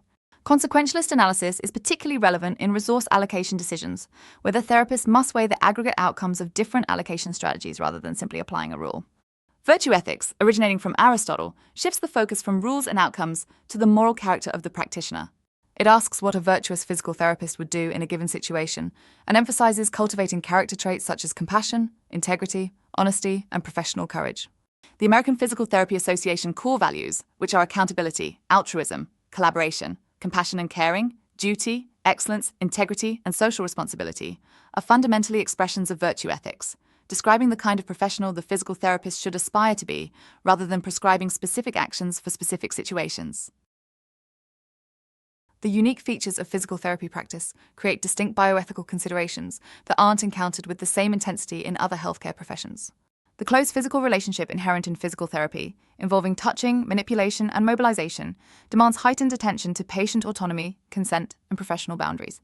Treatment courses frequently extend over 10 or more sessions, creating emotional involvement and relational dynamics that can complicate professional objectivity. The patient functions as an active participant in treatment rather than a passive recipient, requiring the therapist to navigate the tension between clinical authority and collaborative care. These distinguishing features of physical therapy practice make the profession's ethical obligations simultaneously more complex and more personally demanding than those of professions in which patient contact is brief, episodic, or primarily verbal. A 2025 systematic scoping review published in Physical Therapy, analyzing 108 studies on ethical and bioethical issues in physical therapy, identified major thematic categories including ethical reasoning and education, ethical theories, care relationships, and justice and equity. The review found that ethical reasoning in physical therapy practice was often situational and intuitive, whereas formal codes were frequently perceived as disconnected from clinical practice. This finding shows the importance of structured ethical decision-making frameworks, particularly the realm, individual process, and situation model, in bridging the gap between abstract ethical principles and the practical demands of clinical practice. Now we arrive at the centerpiece of this module, the 2026 American Physical Therapy Association Code of Ethics for the Physical Therapy Profession. Let's begin with the historical context and transition. Prior to 2026, the APTA maintained two separate ethics documents, the Code of Ethics for the Physical Therapist and the Standards of Ethical Conduct for the Physical Therapist Assistant. The Physical Therapist Code contained 8 principles organized around the 5 roles of the physical therapist, which are patient and client management, consultation, education, research, and administration, and the core values of the profession. The Physical Therapist Assistant Standards contained 8 parallel standards addressing the ethical obligations specific to that role. On July 14, 2025, the APTA House of Delegates officially adopted a new Code of Ethics for the physical therapy profession, combining the former Physical Therapist Code and Physical Therapist Assistant Standards into a single document effective January 1, 2026. This landmark revision represents the most significant structural change to physical therapy ethics standards in 15 years. The new code was modernized to address ethical decision-making in the era of artificial intelligence and other emerging technologies, a dimension entirely absent from the superseded documents. The unified structure reflects the APTA's recognition that the ethical obligations of the profession are shared across all practitioners, with role-specific differences addressed within the framework rather than through separate documents. The transition from the prior documents to the 2026 code includes a 2-year transition window. Complaints regarding alleged violations occurring on or after January 1, 2026 are assessed under the new code, while complaints related to pre-2026 conduct may continue to be evaluated under the prior documents through December 31, 2027. This dual-track enforcement period ensures that practitioners aren't retroactively held to standards that weren't in effect at the time of the conduct in question. The 2026 code is organized around 9 ethical commitments, each of which contains enforceable standards of conduct and aspirational illustrative examples. The distinction between enforceable standards and aspirational examples is critical. Violations of enforceable standards of conduct may result in organizational sanctions through the APTA Ethics and Judicial Committee, whereas aspirational illustrative examples represent ideals toward which practitioners should strive, but for which non-compliance doesn't constitute a formal violation. Ethical Commitment 1, Respect, requires that physical therapists and physical therapist assistants respect the inherent dignity and rights of all individuals. Enforceable standards include non-discrimination and protection of confidential information, while aspirational examples include acknowledging and respecting an individual's known identity and culture and recognizing explicit and implicit personal biases. Ethical Commitment 2, Integrity, requires acting with professional integrity and responsibility and fulfilling legal and ethical obligations. Standards include the requirement that the physical therapist retains full responsibility for all physical therapy services, the obligation to obtain ongoing informed consent, the duty to report colleagues who may be unfit to practice safely, the requirement to address known illegal or unethical acts, compliance with mandatory reporter laws, and compliance with research participant protections. Ethical Commitment 3, Accountability, addresses sound professional judgments within scope of practice. Enforceable standards include not exceeding professional, jurisdictional, and personal scope of practice, practicing without impairment from substance misuse or cognitive deficiency, and complying with applicable laws and regulations. Aspirational Example 3D specifically addresses accountability for the accuracy and truthfulness of information disseminated, including in the use of emerging technologies such as social media and artificial intelligence. Ethical Commitment 4, Maintaining professional relationships, establishes boundaries to promote a safe environment. Standards prohibit exploitative use of authority, sexual relationships with patients, supervisees, or students, and harassment of any kind, and require reasonable notice and identification of alternative sources when terminating the provider relationship. Ethical Commitment 5, Compassion and Trust, addresses patient rights and needs. Standards require providing information necessary for informed decisions, ensuring truthfulness and accuracy of clinical documentation, and addressing communication barriers. Aspirational examples include maintaining professional responsibility when disseminating information using current and emerging technologies, including artificial intelligence. Continuing with the 9 ethical commitments, Ethical Commitment 6, Responsible Business and Organizational Practices, promotes accountable business conduct. Enforceable standards address truthful and accurate service information and billing, documentation that accurately reflects services provided, disclosure of conflicts of interest, refusal of gifts that may influence professional judgment, disclosure of financial interests in recommended products, informing patients of their financial obligations, and the prohibition against entering employment arrangements that prevent fulfillment of ethical obligations. Ethical Commitment 7, Direction and Supervision, addresses the supervisory relationship. Standards require that delegated duties match the credentials and scope of the supervised individual, that physical therapist assistants practice under physical therapist direction, that physical therapists exercise primary responsibility for supervision of physical therapist assistants and support personnel, that physical therapist assistants support and respect the supervisory role, and that physical therapist assistants communicate their limitations to the supervising physical therapist. Ethical Commitment 8, Professional Expertise, addresses career-long learning. Enforceable standards require recognizing and practicing within the limits of one's skills and competence, and referring patients when appropriate, and practicing consistent with accepted current standards. Aspirational examples specifically address developing competence in using current and emerging technologies, including artificial intelligence, and evaluating the strength of evidence before integrating new content into practice. Ethical Commitment 9, Societal Responsibility, is the only commitment that is entirely aspirational with no enforceable standards of conduct. Illustrative examples include providing resources to those in harm's way, addressing social determinants of health, advocating to reduce health disparities, interprofessional collaboration, pro bono services, and responsible stewardship of healthcare services. Finally, let's discuss the APTA core values and the interprofessional context. The American Physical Therapy Association identifies 8 core values for physical therapists and physical therapist assistants: accountability, altruism, collaboration, compassion and caring, duty, excellence, integrity, and social responsibility. These core values bridge the gap between abstract ethical principles and specific standards of conduct. They describe the character attributes that enable physical therapists to embody ethical practice, making them a virtue ethics complement to the code's deontological standards. A practitioner who has internalized these values is equipped not only to follow rules, but to exercise sound ethical judgment in novel situations where rules provide incomplete guidance. The APTA's ethical instruments form a hierarchical complementary system. The Code of Ethics establishes the profession's ethical obligations and accountability standards. The core values describe the character traits that enable fulfillment of those obligations. The realm individual process and situation model, discussed in detail in Module 6, provides the reasoning methodology for navigating situations where obligations conflict or guidance is ambiguous. A physical therapist encountering an ethical challenge would draw on the core values as foundational commitments, reference the code for specific standards of conduct, and apply the RIPS model when the code alone doesn't resolve the situation. Physical therapy ethics standards exist within a broader interprofessional healthcare ethics ecosystem. The American Nurses Association Code of Ethics for Nurses contains 9 provisions with interpretive statements. The American Medical Association Code of Medical Ethics contains opinions organized by topic. And the American Occupational Therapy Association Code of Ethics contains 6 principles. All healthcare professions ground their codes in the Beauchamp and Childress bioethics principles, but enforcement mechanisms differ substantially. The APTA's Ethics and Judicial Committee can adjudicate complaints against APTA members and impose organizational sanctions, including reprimand, suspension, or expulsion from the association, but these aren't licensing actions.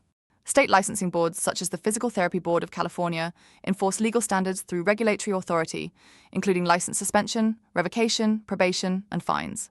The APTA code and state licensing laws are separate but overlapping systems.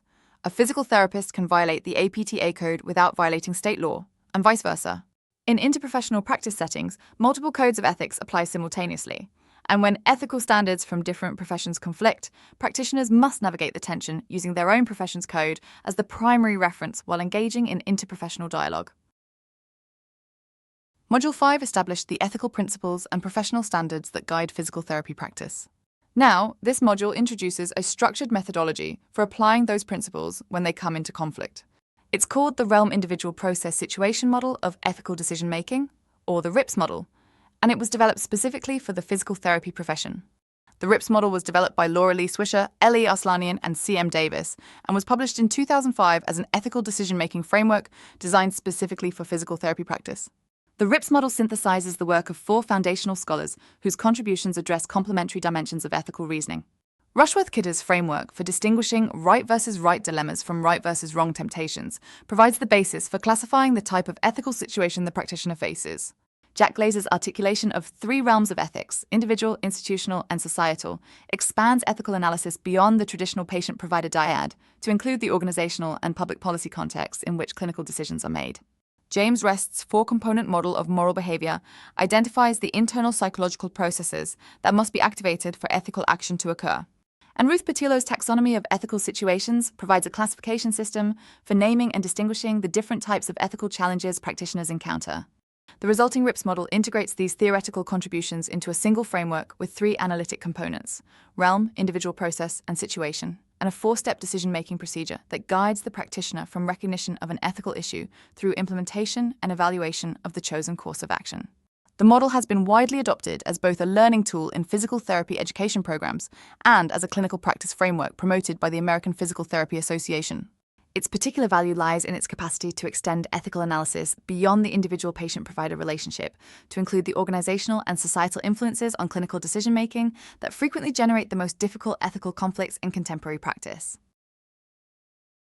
Let's now examine the three analytic components of the RIPS model, beginning with the realm component. The realm component identifies the context in which the ethical decision occurs. The individual realm covers issues arising between the practitioner and the patient, the traditional focus of bioethics, including questions of informed consent, confidentiality, truthfulness, and the balance between beneficence and patient autonomy. The organizational or institutional realm addresses issues arising from workplace policies, employer expectations, productivity demands, reimbursement pressures, and the competing interests of the healthcare organization. The societal realm extends the analysis to issues involving healthcare access, resource allocation, public policy, social determinants of health, and the profession's broader responsibilities to the communities it serves. The realm component is analytically significant because the same clinical situation may involve ethical dimensions operating simultaneously across multiple realms. A physical therapist facing pressure to increase patient volume, for example, confronts an individual realm issue when the increased pace compromises the quality of care delivered to a specific patient. An organizational realm issue when the employer's productivity policy creates the structural conditions for that compromise. And a societal realm issue when the reimbursement environment that drives productivity pressure reflects broader policy choices about healthcare funding and access. Identifying the operative realm or realms is the first step towards selecting an appropriate response, because interventions that address only the individual realm manifestation of a multi-realm problem won't resolve the underlying ethical conflict. The second component of the RIPS model is the individual process component, which is based on James Rest's four-component model of moral behavior. This component describes the internal moral processing that must occur for ethical action to result. Moral sensitivity is the ability to recognize that an ethical issue exists, to perceive that a given situation has ethical implications that require deliberate attention rather than routine clinical management. Moral judgment is the ability to determine the right course of action after the ethical dimension of the situation has been recognized, to reason through the competing principles, stakeholder interests, and potential consequences, and arrive at a defensible conclusion about what ought to be done. Moral motivation is the commitment to prioritize ethical values over competing personal, organizational, or financial interests, the internal resolve to do what's right, even when doing so is costly, inconvenient, or professionally risky. And moral courage is the willingness to implement the ethical decision, despite obstacles, fear, or personal cost, to translate ethical judgment and moral motivation into concrete action in the face of resistance. Rest's model establishes that a failure at any single component is sufficient to prevent ethical action. A practitioner who lacks moral sensitivity won't recognize the ethical issue in the first place. A practitioner with sensitivity but poor judgment may recognize the issue but reach the wrong conclusion. A practitioner with both sensitivity and sound judgment but insufficient motivation may identify the right action, but choose not to pursue it when competing interests intervene. And a practitioner with sensitivity, judgment, and motivation but insufficient courage may intend to act ethically but ultimately fail to do so when confronted with organizational resistance, peer pressure, or fear of professional consequences. The individual process component thus serves as both a diagnostic tool, enabling the practitioner to identify where in the moral reasoning chain a breakdown has occurred, and a developmental tool, directing education and professional development toward the specific component that requires strengthening. The third component of the RIPS model is the situation component, which classifies the ethical scenario into one of 5 categories. Each category presents a distinct type of challenge requiring a different analytical approach. An ethical problem exists when uncertainty prevails about what the right course of action is. The practitioner recognizes that an ethical issue is present, but genuinely doesn't know the correct resolution. An ethical dilemma involves 2 or more ethically defensible but mutually exclusive courses of action, a right versus right conflict in which each option can be justified by valid ethical principles, but only one can be chosen. An ethical temptation arises when the practitioner knows the right action, but could benefit personally from doing what's wrong, a right versus wrong conflict in which the ethical path is clear but the incentive to deviate is powerful. Ethical distress occurs when the practitioner knows the right action, but faces barriers to carrying it out, such as institutional pressure, resource constraints, or power dynamics that prevent the ethical choice from being implemented. An ethical silence describes a situation in which ethical values are being challenged, but no one is addressing or discussing the challenge, a passive, often systemic response that allows ethical erosion to proceed unchecked. Correctly classifying the situation matters, because each category calls for a different response strategy. Ethical problems require information gathering and deliberative analysis. Ethical dilemmas require principled reasoning about how to weigh competing goods. Ethical temptations require moral fortitude and accountability structures. Ethical distress requires advocacy, organizational change strategies, and institutional support.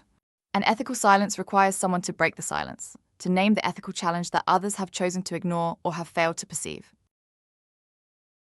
Now let's walk through the 4-step decision-making process that the RIPS model uses to put its 3 analytic components into action. Step 1 is to recognize and define the ethical issues. The practitioner identifies the conflicting ethical principles, values, or virtues at stake, determines the realm or realms in which the conflict operates, assesses which components of the individual process are engaged, and classifies the type of ethical situation. This step transforms a vague sense that something is wrong into a structured problem statement that can be analyzed systematically. Step 2 is to reflect. The practitioner considers the relevant facts, the perspectives of all stakeholders, the applicable professional codes of ethics and regulatory requirements, and the potential consequences of various courses of action. Reflection incorporates both deontological analysis, asking what do the rules, standards, and codes require, and consequentialist analysis, asking what outcomes will each option produce for the patient, the practitioner, the organization, and the profession. Step 3 is to decide the right thing to do. The practitioner applies the ethical decision-making theories. Rules-based reasoning asks which course of action most closely follows existing rules, regulations, and professional standards. Ends-based reasoning asks which course of action achieves the best outcome or avoids the worst harm. And care-based reasoning asks which course of action best preserves relationships and fulfills responsibilities to those in one's care. When these 3 approaches converge on the same answer, the decision is relatively straightforward. When they diverge, the practitioner must exercise professional judgment to determine which framework is most appropriate to the situation. Step 4 is to implement, evaluate, and reassess. The practitioner puts the decision into action, monitors the results, and remains prepared to reassess if circumstances change or if the initial decision produces unintended consequences. This step recognizes that ethical decision-making isn't a single discrete event, but an ongoing process that requires continued attention and adjustment as the situation evolves. The RIPS model's practical value is best illustrated through application to a clinical scenario that California physical therapists commonly encounter: productivity quotas requiring 2 or more patients per hour. In the recognition step, the practitioner identifies the ethical issue as the conflict between treating the number of patients the employer requires and providing the quality of care each patient deserves. This is an ethical dilemma operating primarily in the organizational realm, because the employer's policy creates the structural conditions for the conflict. The individual process requires moral sensitivity to recognize that rushing through treatments is an ethical issue rather than merely a time management challenge, moral judgment to determine when productivity expectations cross from efficient practice to unsafe care, moral motivation to prioritize patient safety over job security and financial stability, and moral courage to speak up when the organizational culture discourages dissent. In the reflection step, the practitioner considers how many patients can safely be seen at the required pace, whether documentation integrity is compromised at the current volume, and what patient outcomes data reveal about the effects of the productivity standard. Stakeholder analysis covers the patients who may receive diminished care, the employer whose financial model depends on the productivity standard, the colleagues who share the same pressure, and the profession whose reputation depends on the quality of care its members deliver. In the decision step, rules-based analysis reveals that Standard 6.7 of the 2026 Code of Ethics prohibits entering or continuing employment that prevents fulfilling ethical obligations. Ends-based analysis weighs the harm of substandard care delivered to many patients against the personal consequences of resistance. And care-based analysis considers the relationships with patients, colleagues, and the employer, and asks which course of action best honors the obligations inherent in those relationships. In the implementation step, the practitioner's options range from internal advocacy, presenting patient outcomes data to management to support a change in the productivity standard, to formal documentation of concerns, to escalation through APTA or regulatory channels, to ultimately leaving the position if the organization refuses to modify practices that compromise patient care. Each option carries different levels of personal risk and different probabilities of achieving the desired change, and the practitioner must select the approach that best balances ethical obligation against practical reality. We need to address an important consequence of unresolved ethical conflicts. Practitioners who experience chronic unresolved ethical conflicts develop what the literature describes as moral residue, the lingering psychological and professional effects of situations in which the practitioner knew the right action but was unable or unwilling to carry it out. Moral residue accumulates over time and can show up as burnout, compassion fatigue, cynicism, and eventual ethical erosion in which the practitioner normalizes substandard practices that would previously have been recognized as unacceptable. The progression from acute moral distress to chronic moral residue to ethical erosion represents a significant professional hazard that isn't adequately addressed by traditional approaches to professional development and continuing education. The RIPS model's explicit inclusion of ethical silence as a situation type is specifically designed to address the systemic dimension of this phenomenon. Ethical silence occurs when ethical values are being challenged by organizational policies, workplace culture, colleague behavior, or institutional incentives, but no one is addressing or discussing the challenge. Ethical silence isn't merely the absence of ethical conversation. It's a passive response to recognized or unrecognized ethical violations that permits those violations to continue unchecked and that contributes to the normalization of ethically compromised practice. Breaking ethical silence requires moral courage, but it also requires organizational structures that support and protect practitioners who raise ethical concerns. A responsibility that falls on employers, professional associations, and regulatory bodies, as well as on individual practitioners. The RIPS model has been widely adopted in physical therapy education and professional development contexts because it provides a structured methodology that can be taught, practiced, and applied across the full range of clinical and professional situations that physical therapists encounter. Research applying the RIPS model across different clinical contexts and patient populations has demonstrated that the model supports ethical reflection in diverse settings and that ethical approaches should not differ based on the specific population being served. The model's value isn't limited to resolving discrete ethical dilemmas. It also provides a framework for ongoing ethical self-assessment, for recognizing the organizational and societal forces that shape individual clinical decisions, and for developing the moral sensitivity, judgment, motivation, and courage that constitute the practitioner's ethical competence. For the California practitioner, the RIPS model provides a practical bridge between the abstract principles and formal standards discussed in Module 5, and the concrete clinical and regulatory challenges examined in the modules that follow. When the legal requirements of the Physical Therapy Practice Act, the ethical obligations of the 2026 APTA Code of Ethics, and the clinical realities of contemporary practice converge in a single patient encounter, the RIPS model offers a systematic procedure for navigating that convergence with professional integrity and ethical clarity.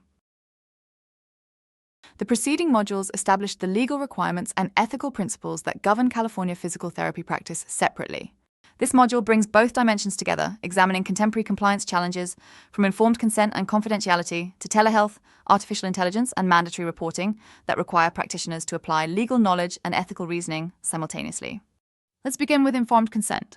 California's informed consent doctrine is established primarily through case law, with the state's Supreme Court ruling that a provider must disclose all information relevant to a patient's decisional process. The required disclosure standard is based on what a reasonably prudent person in the patient's position would consider material when deciding to accept or reject a recommended procedure. This reasonable patient standard, as opposed to a reasonable physician standard, places the emphasis on the patient's informational needs rather than on professional custom.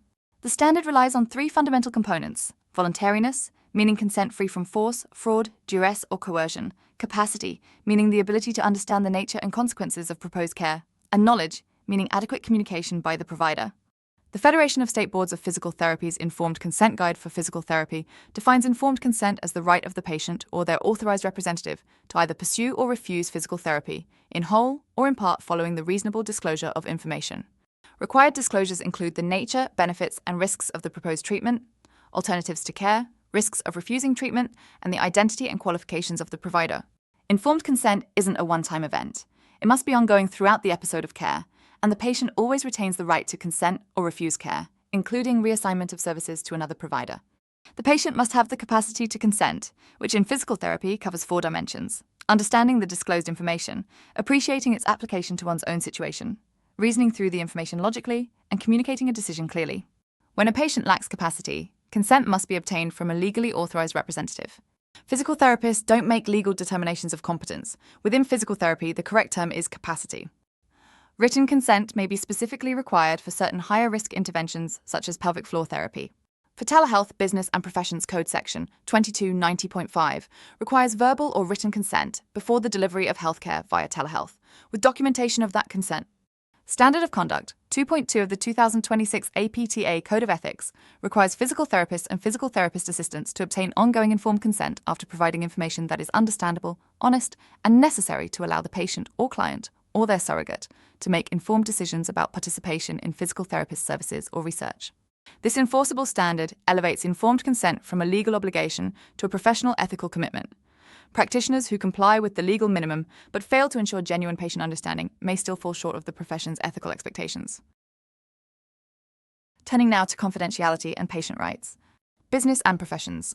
Code Section 2660U classifies the willful, unauthorized violation of professional confidence as unprofessional conduct.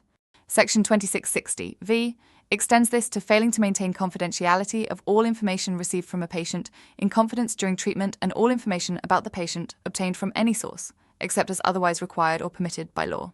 These provisions create liability for both active breaches, meaning deliberate unauthorized disclosure, and passive failures in information security. The Health Insurance Portability and Accountability Act of 1996, commonly known as HIPAA, establishes federal standards for protecting individually identifiable health information. Physical therapists who transmit health information electronically in connection with certain transactions are covered entities under HIPAA and must comply with the privacy rule, security rule, and breach notification rule. California's confidentiality protections frequently exceed HIPAA minimums, and when state law provides greater privacy protection, the more protective state standard applies. Under the California Health and Safety Code sections 123100 through 123149, patients have the right to inspect and obtain copies of their health records, and physical therapists must make records available upon patient request. The 2026 APTA Code of Ethics reinforces confidentiality obligations through Standard 1.2, which requires physical therapists and physical therapist assistants to protect patients' and clients' confidential information and not disclose that information, except as authorized by the patient, or as permitted or required by law. Confidential patient information may be disclosed without patient authorization in specific circumstances mandated by law, including mandatory reporting of abuse, court-ordered disclosure, information necessary to prevent serious harm, and public health reporting requirements. This brings us to mandatory reporting obligations, which represent one of the most important legal duties for California physical therapists. Under California law, physical therapists are classified as mandated reporters, professionals legally required to report known or suspected instances of abuse, neglect, or exploitation. 3 primary areas of law create these reporting obligations, and failure to comply carries both criminal penalties and professional consequences. The California Child Abuse and Neglect Reporting Act, known as CANRA, and codified in Penal Code sections 11164 through 11174.4, requires mandated reporters to report known or suspected instances of child abuse or neglect to law enforcement or social services agencies. Reasonable suspicion is the threshold. It doesn't require certainty, only that facts exist that would cause a reasonable person in a like position to suspect abuse. Child abuse includes any form of cruelty to a minor's physical, moral, or mental well-being, and neglect includes failure to provide adequate food, clothing, shelter, medical care, or supervision. The Elder Abuse and Dependent Adult Civil Protection Act, codified in Welfare and Institutions Code Section 15630, requires mandated reporters to report known or suspected physical abuse, neglect, self-neglect, sexual abuse, financial abuse, mental suffering, isolation, abandonment, or abduction of an elder or dependent adult. An elder is defined as any California resident aged 65 or older, and a dependent adult is any California resident aged 18 through 64 who has physical or mental limitations restricting their ability to carry out normal activities or protect their rights. The mandatory reporting law under Penal Code sections 11160 through 11163.6 further requires health practitioners to report when providing services to a patient suffering from any wound or injury inflicted by a firearm or any injury resulting from assaultive or abusive conduct. Reports must be made by telephone or confidential internet reporting tool immediately or as soon as practically possible, with a written or internet report following within 2 working days. If the suspected abuse results in serious bodily injury, a telephone report to local law enforcement must be made immediately and no later than within 2 hours. Failure to report is a misdemeanor punishable by up to 6 months in jail and/or up to a $1,000 fine. Willful failure to report where the abuse results in death or great bodily harm carries penalties of up to 1 year in jail and/or up to $5,000. Mandated reporters aren't required to investigate suspected abuse, they're required to report it. And reporters who make reports in good faith have immunity from criminal and civil liability, even if the report turns out to be incorrect. The 2026 APTA Code of Ethics reinforces this obligation through Standard 2.5, which requires physical therapists and physical therapist assistants to comply with applicable mandatory reporter laws for suspected cases of abuse, neglect, or exploitation involving children or vulnerable adults. Let's now turn to telehealth, documentation, and business compliance. Business and Professions Code Section 2290.5 establishes the regulatory framework for telehealth in California, defining telehealth as the mode of delivering healthcare services via information and communication technologies to assist with diagnosis, consultation, treatment, education, care management, and self-management. Before delivering healthcare via telehealth, the provider must inform the patient about the use of telehealth and obtain verbal or written consent, which must be documented. Failure to comply constitutes unprofessional conduct. All laws regarding professional responsibility, unprofessional conduct, and standards of practice that apply under the provider's license apply equally during telehealth services, as do all laws regarding confidentiality and patient rights. Key compliance requirements include documenting telehealth consent, ensuring HIPAA-compliant technology, verifying patient identity and location, maintaining clinical documentation equivalent to in-person encounters, and recognizing that California licensure is required to treat patients located in California, regardless of where the physical therapist is physically located. The 2018 amendment to Business and Professions Code Section 2620.1 now permits the physician's plan of care approval examination for direct access purposes to occur via telehealth, a significant legislative expansion that reduces barriers to continuity of care. As discussed in Module 1, Business and Professions Code Section 2620.7 establishes foundational documentation requirements, including documentation of the evaluation, treatment plan, and care provided legible signature and 7-year record retention.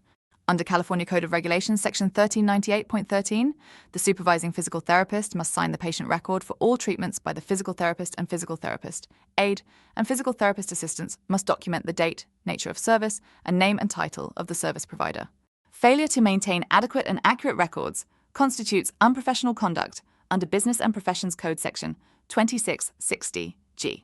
The APTA establishes that clinical documentation is both a professional responsibility and a legal requirement, and under the 2026 Code, Standard 6.2 requires that documentation accurately reflect the provider, nature, and extent of services provided.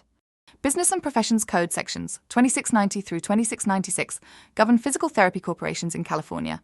A physical therapy corporation may render professional services only through persons duly licensed under the Physical Therapy Practice Act and must observe the same statutes and regulations as an individual license holder.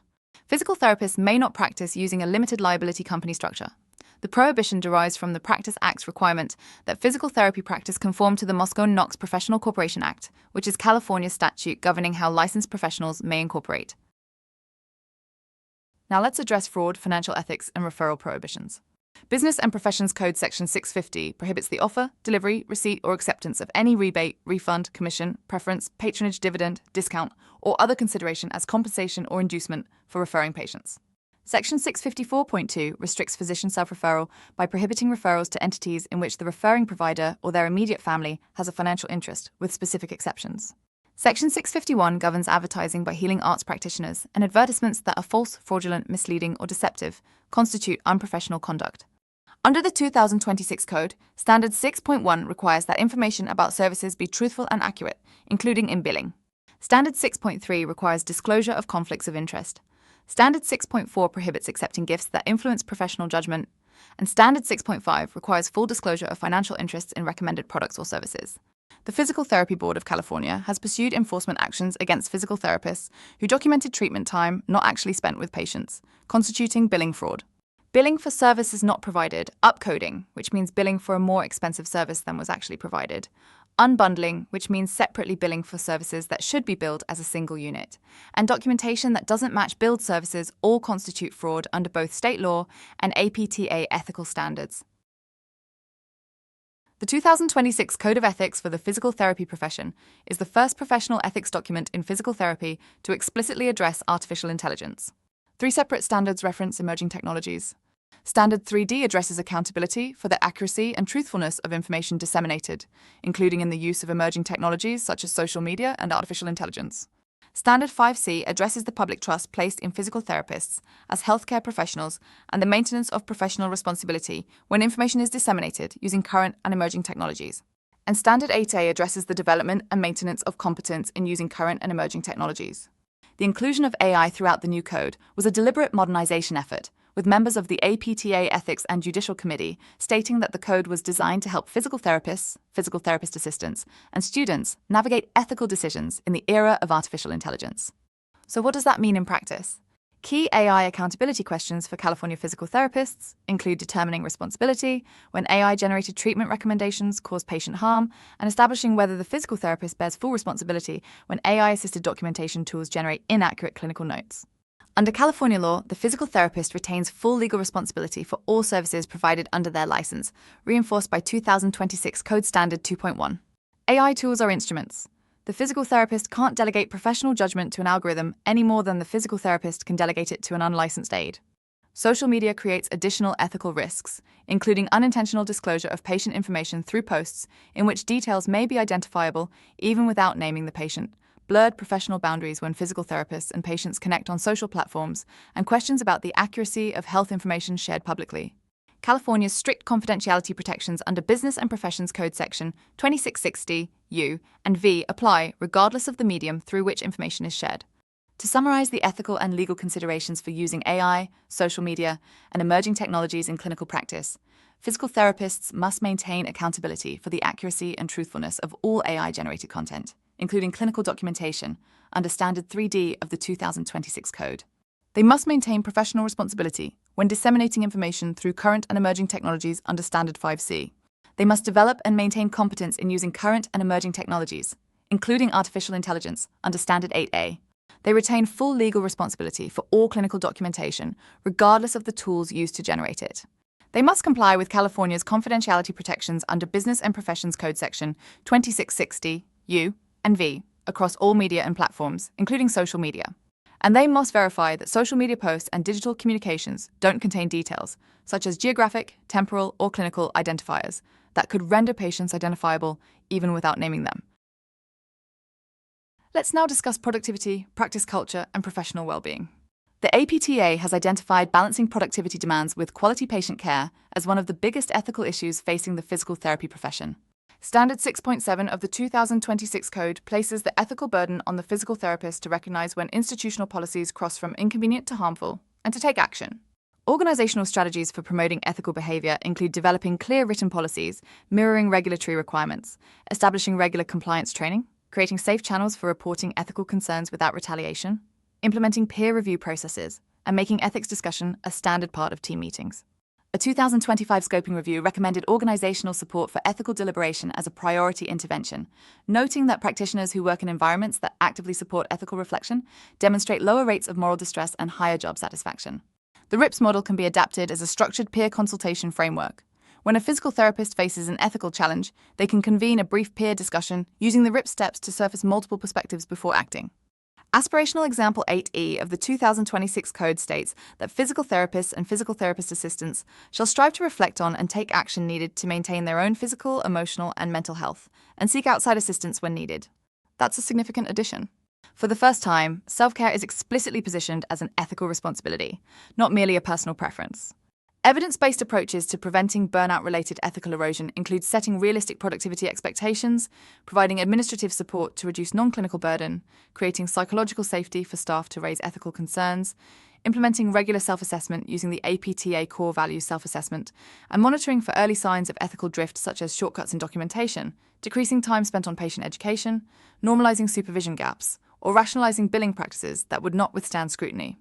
Now, regarding the Substance Abuse Rehabilitation Program, Business and Professions Code Sections 2662 through 2669 authorize the Physical Therapy Board of California to provide a substance abuse rehabilitation program for physical therapists and physical therapist assistants whose competency is impaired due to abuse of dangerous drugs or alcohol. The California Recovery Program is a confidential program that provides monitoring and rehabilitation of healthcare professionals whose ability to practice safely has been affected by substance use or, in some cases, mental illness. Entry pathways include self-referral and board referral, following disciplinary action involving substance abuse. To complete the program, a participant must demonstrate a change in lifestyle, supporting continuing recovery, and have a minimum of 24 consecutive months of clean, random body fluid tests. Participants attend support group meetings twice per week during the first 18 months, reduced to once per week thereafter. An average program duration is approximately 3 years. Participants pay the full cost of the program, including monthly administrative fees, support group fees, and random drug testing fees. Under Business and Professions Code Section 2667, all board and rehabilitation evaluation committee records and records of proceedings and participation are confidential and not subject to discovery or subpoena. Upon successful completion, program records are destroyed. However, if a participant is terminated from the program and presents a threat to public safety, records may be forwarded to the Physical Therapy Board of California's enforcement program. A participant may be terminated for successful completion, failure to comply with the treatment program, failure to meet eligibility criteria, or determination that participation creates too great a risk to public safety. Under the 2026 APTA Code of Ethics, Aspirational Example 4D states that physical therapists and physical therapist assistants shall strive to encourage colleagues with physical, psychological, or substance-related impairments that may adversely impact their professional responsibilities to seek assistance or counsel. We now arrive at the final module of this course, which brings together the regulatory, legal, and ethical principles examined throughout all preceding modules through 4 detailed case studies. Each scenario presents a composite clinical situation designed to illustrate the intersection of California law, Physical Therapy Board of California enforcement standards, and the 2026 APTA Code of Ethics in contemporary physical therapy practice. As we work through each case, consider the applicable statutory provisions, ethical standards, and decision-making frameworks that inform the appropriate professional response. Our first case study involves a direct access scope violation and failure to refer. A California licensed physical therapist evaluates a 58-year-old patient who presents via direct access with complaints of progressive low back pain and bilateral lower extremity numbness. The physical therapist provides the required patient notice in 14-point type as mandated by Business and Professions Code section 26.20.1. The patient signs the notice and treatment begins with a focus on lumbar stabilization and pain management. Over the following 6 weeks, the patient completes 14 visits. The physical therapist notes that the numbness is worsening and that the patient isn't demonstrating objective, measurable, or functional improvement toward documented treatment goals, but continues treatment without obtaining a dated signature from a physician on the plan of care, reasoning that the patient's subjective reports of pain relief justify continued intervention. This scenario involves multiple Practice Act violations.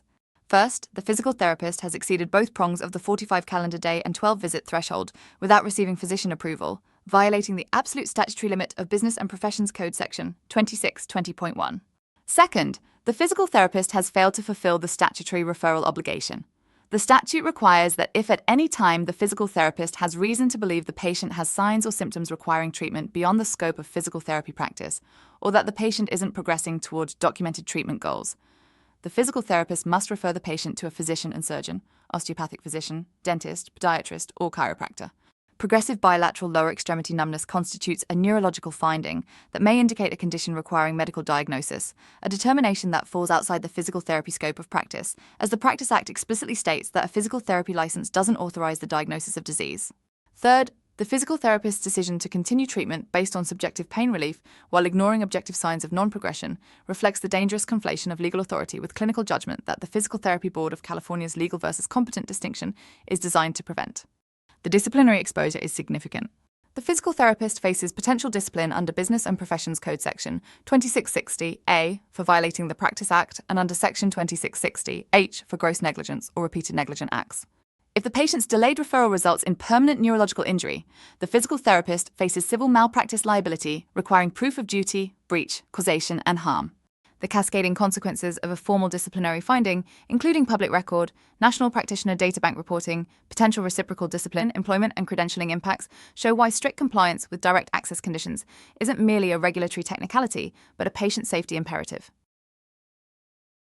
Our second case study examines a supervision breakdown in a multi-site practice. A physical therapist serves as the supervising physical therapist for 2 clinic locations, separated by approximately 20 miles. At location A, the physical therapist supervises a physical therapist assistant who carries a full patient caseload. At location B, a physical therapist aide assists with patient-related tasks, including application of therapeutic modalities and assisted ambulation. On a particular day, the physical therapist is at location A, and the aide at location B begins providing hot pack application and gait training to a patient without the physical therapist present in the facility. The physical therapist assistant at location A, meanwhile, conducts a discharge assessment and writes the discharge summary for a patient whose treatment has concluded. The physical therapist co-signs the patient records from location B at the end of the week, rather than on the day the services are provided. This scenario presents 3 distinct compliance failures. First, the aide is providing patient-related tasks without the supervising physical therapist in the same facility. California Code of Regulations, Section 1399 mandates that a physical therapy aide may only provide physical therapy treatment in the same facility as the supervising physical therapist, under direct and immediate supervision at all times. Unlike physical therapist assistant supervision, which permits general supervision without co-location, aide supervision requires continuous physical presence. The physical therapist must be on-site and immediately available. Multi-site operations that rely on aides providing treatment while the physical therapist is at a different location violate Section 1399 regardless of telephonic availability. Second, the physical therapist assistant has exceeded the boundaries of physical therapist assistant practice by performing a discharge assessment and writing a discharge summary. A physical therapist assistant isn't permitted to perform the initial evaluation, conduct re-evaluations, change a treatment plan, supervise another physical therapist assistant or physical therapist aide, or perform a discharge assessment and discharge summary. Each of these activities requires the clinical judgment and evaluative authority that attach exclusively to the physical therapist license. Third, the delayed co-signature violates documentation requirements. The supervising physical therapist must sign the patient record for all treatments provided by the physical therapist aide, and this obligation includes timely attestation that the documented care was provided in accordance with the established treatment plan under appropriate supervision. The physical therapist faces potential discipline under Business and Professions Code Section 2660 G for failure to maintain adequate and accurate records, Section 2660 I for aiding and abetting the unlawful practice of physical therapy, and Section 2660 N for permitting support personnel to perform services beyond their level of education, training, or experience. The Physical Therapy Board of California defines inappropriate supervision of physical therapist assistants and physical therapist aides as a form of aiding and abetting, making supervisory deficiencies a distinct category of professional misconduct.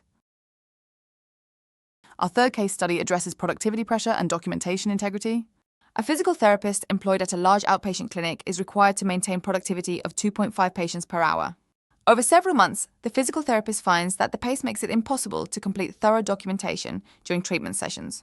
The physical therapist begins entering treatment notes at the end of the day from memory, occasionally rounding up treatment times and documenting interventions that were planned but not fully completed during the session. The clinic manager, aware of the documentation pattern, doesn't intervene because the billing revenue meets organizational targets. Analyzed through the RIPS model, this scenario illustrates an ethical dilemma operating in the organizational realm. In the recognition step, the physical therapist must identify that the conflict between productivity demands and documentation accuracy is an ethical issue, not merely a time management challenge.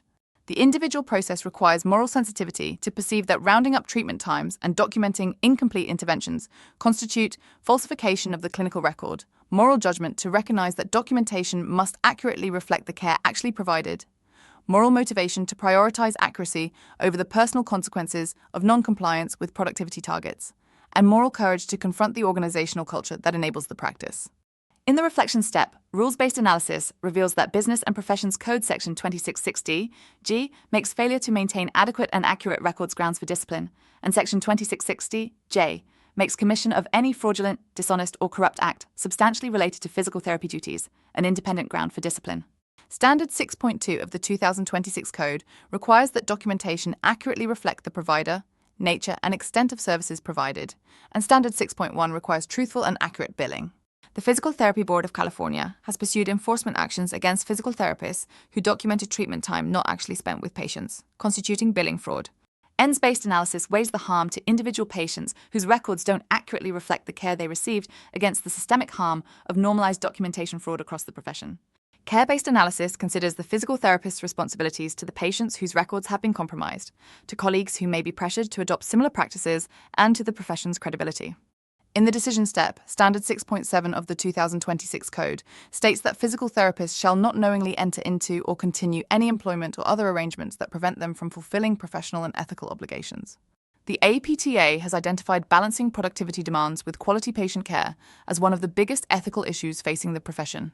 The physical therapist's options include internal advocacy through presenting data on documentation integrity to management, formal documentation of concerns, escalation through regulatory channels, and ultimately departing the position if the organization refuses to change practices that compromise patient care and professional standards. Our fourth and final case study brings together mandatory reporting, confidentiality, and emerging technology. A physical therapist providing home health services to a 78-year-old patient recovering from a hip fracture notices unexplained bruising on the patient's upper arms during 2 consecutive visits. The patient's adult son, who serves as the primary caregiver, becomes agitated when the physical therapist asks about the bruises and insists the patient falls a lot. The patient, when spoken to privately, avoids eye contact and says only that things are fine. The physical therapist uses an AI-assisted documentation tool that generates clinical notes from voice recordings during the visit. After the second visit, the physical therapist posts a general social media message about the challenges of treating elderly patients in home settings, without naming the patient but including details about the neighborhood and the type of injury. This scenario presents intersecting legal obligations across mandatory reporting, confidentiality, and emerging technology. The unexplained bruising pattern, the caregiver's agitation, and the patient's evasive responses collectively establish reasonable suspicion of elder abuse. Under the Elder Abuse and Dependent Adult Civil Protection Act, the physical therapist, as a mandated reporter, is legally required to report the suspected abuse to local law enforcement or adult protective services. The reporting threshold is reasonable suspicion, not certainty. The physical therapist isn't required to investigate or confirm the abuse before reporting, and reporters who make reports in good faith have immunity from criminal and civil liability. A telephone or internet report must be made immediately or as soon as practically possible, with a written follow-up within 2 working days. Failure to report is a misdemeanor crime punishable by up to 6 months in jail and/or up to a $1,000 fine. Willful failure, where the abuse results in death or great bodily harm, carries enhanced penalties. The 2026 code reinforces this obligation through Standard 2.5. The confidentiality dimension requires careful analysis. While Business and Professions Code Section 2660(v) mandates maintaining confidentiality of patient information, mandatory abuse reporting is an expressly permitted exception. Information may be disclosed without patient authorization when mandated by law. The physical therapist's obligation to report overrides the general duty of confidentiality in this specific circumstance. California's confidentiality protections exceed HIPAA minimums, and the more protective state standard applies. The AI documentation tool raises accountability questions under the 2026 code.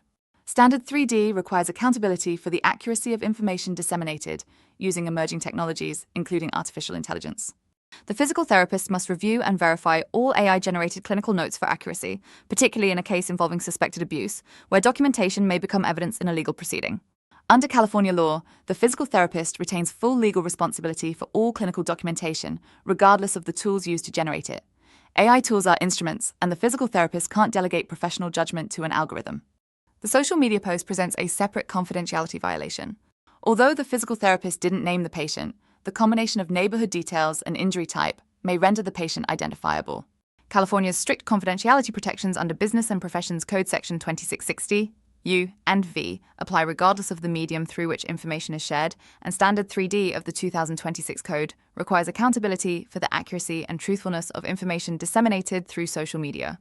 Even a well-intentioned educational post that enables identification of a patient constitutes a potential confidentiality breach with disciplinary consequences. The physical therapist must ensure that all telehealth interactions maintain compliance with HIPAA-compliant technology requirements, document telehealth consent, and preserve clinical documentation equivalent to in-person encounters. This brings us to the close of this course on California physical therapy ethics, laws, and regulations. Over the course of these modules, we've examined the full scope of legal authority, regulatory structure, ethical principles, and clinical decision-making frameworks that define professional physical therapy practice in California. From the Physical Therapy Practice Act and its scope of practice provisions, to the Physical Therapy Board of California's Enforcement Authority, to the Direct Access Framework and Supervision requirements, to the 2026 APTA Code of Ethics and the RIPS model of ethical decision-making, to the contemporary compliance challenges of telehealth, artificial intelligence, documentation integrity, and mandatory reporting. Each topic builds upon the others to form a thorough foundation for ethical and lawful practice. The case studies in this final module demonstrate that these principles don't operate in isolation. Real clinical situations demand the simultaneous application of statutory knowledge, ethical reasoning, and professional judgment. The physical therapist who understands the law but lacks ethical sensitivity will comply with the letter of the regulation while missing its purpose. The physical therapist who possesses strong ethical instincts but lacks legal knowledge may act with good intentions while unknowingly violating the Practice Act. And the physical therapist who possesses both legal knowledge and ethical awareness but lacks the moral courage to act on them will recognize the right course of action but fail to follow it when the cost of doing so feels too high. The goal of this course has been to equip you with all three: the legal knowledge, the ethical framework, and the professional resolve, so that when you encounter the complex real-world challenges of contemporary California physical therapy practice, you're prepared not only to identify the right course of action, but to carry it out with confidence, integrity, and a deep commitment to the patients and communities you serve. Thank you for your dedication to professional excellence, and thank you for completing this course. We will now review the exam questions to solidify your understanding. Question 1. According to the California Physical Therapy Practice Act, which of the following activities is explicitly excluded from the scope of physical therapy practice? The correct answer is C. Diagnosis of disease. Rationale. Business and Professions Code Section 2620 explicitly states that a physical therapy license does not authorize the diagnosis of disease. This prohibition on diagnosis is a foundational boundary that distinguishes physical therapy from medical practice in California. Question 2. Under the direct access provisions of Business and Professions Code Section 2620.1, what is the maximum treatment duration allowed before a physical therapist must obtain a dated signature from a physician on the plan of care? The correct answer is A. 45 calendar days or 12 visits, whichever occurs first. Rationale. The statute establishes that a physical therapist shall not continue treating a patient beyond 45 calendar days or 12 visits, whichever occurs first, without receiving a dated signature from a physician or podiatrist on the plan of care indicating approval. Question 3. A physical therapist is evaluating whether to proceed with a manual therapy technique on a patient with a complex medical history, carefully considering the potential for adverse effects before proceeding. Which bioethical principle is this physical therapist primarily applying? The correct answer is C. Non-maleficence. Rationale. Non-maleficence is defined as the obligation to make decisions and take actions with the intention to prevent or minimize injury, harm, or wrongdoing. It establishes the complementary duty to avoid causing harm, which is distinct from beneficence, which is the affirmative obligation to act in the patient's interest. Question 4. What is the passing score requirement for the California Jurisprudence Assessment Module, also known as the CalJAM? The correct answer is B, 80% or higher within 90 minutes. Rationale. The CalJAM consists of 50 questions and must be completed within 90 minutes. A score of 80% or higher is required to pass. There is no limit on the number of attempts, and applicants may register again 15 days after a failed attempt. Question 5. A patient files a complaint with the Physical Therapy Board of California alleging that a licensed physical therapist committed a sex offense during treatment. After investigation, the board substantiates the allegation. Under California law, which of the following correctly describes the mandatory disciplinary outcome in this case? The correct answer is A. Mandatory revocation of the license without the option of a stayed revocation. Rationale. Per California Code of Regulations section 1399.15, any finding that a licensee committed or was convicted of a sex offense results in mandatory revocation, and the proposed decision shall not contain an order staying the revocation. No defense of consent is available, as the patient is conclusively presumed to be incapable of giving free, full, and informed consent. Question 6. Which of the following correctly describes the supervision requirement for physical therapy aides in California? The correct answer is D. Aides must be supervised under direct and immediate supervision with the physical therapist in the same facility at all times. Rationale. California Code of Regulations section 1399 mandates that a physical therapy aide may only provide physical therapy treatment in the same facility as the supervising physical therapist under direct and immediate supervision at all times. A physical therapist may use the services of only one aide, and a physical therapist assistant shall not supervise a physical therapy aide. Question 7. A physical therapist working at a rehabilitation facility identifies that the facility's scheduling policy results in inadequate treatment time for complex patients. After raising the concern with the clinic director and being told that the policy is financially necessary, the physical therapist feels unable to act despite knowing that advocating for change is the right course of action. In the RIPS model of ethical decision-making, which situation type best describes this scenario? The correct answer is D. Ethical distress. Rationale.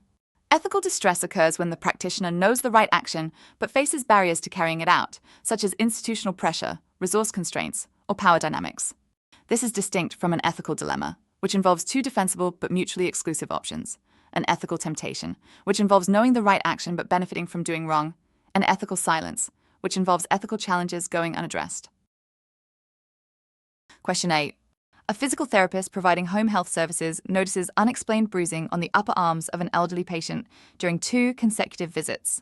The patient avoids discussing the bruises, and the caregiver becomes defensive when asked. Under California mandatory reporting laws, what is the required reporting threshold for the clinician in this situation? The correct answer is A. Reasonable suspicion that would cause a person in a similar position to suspect abuse. Rationale.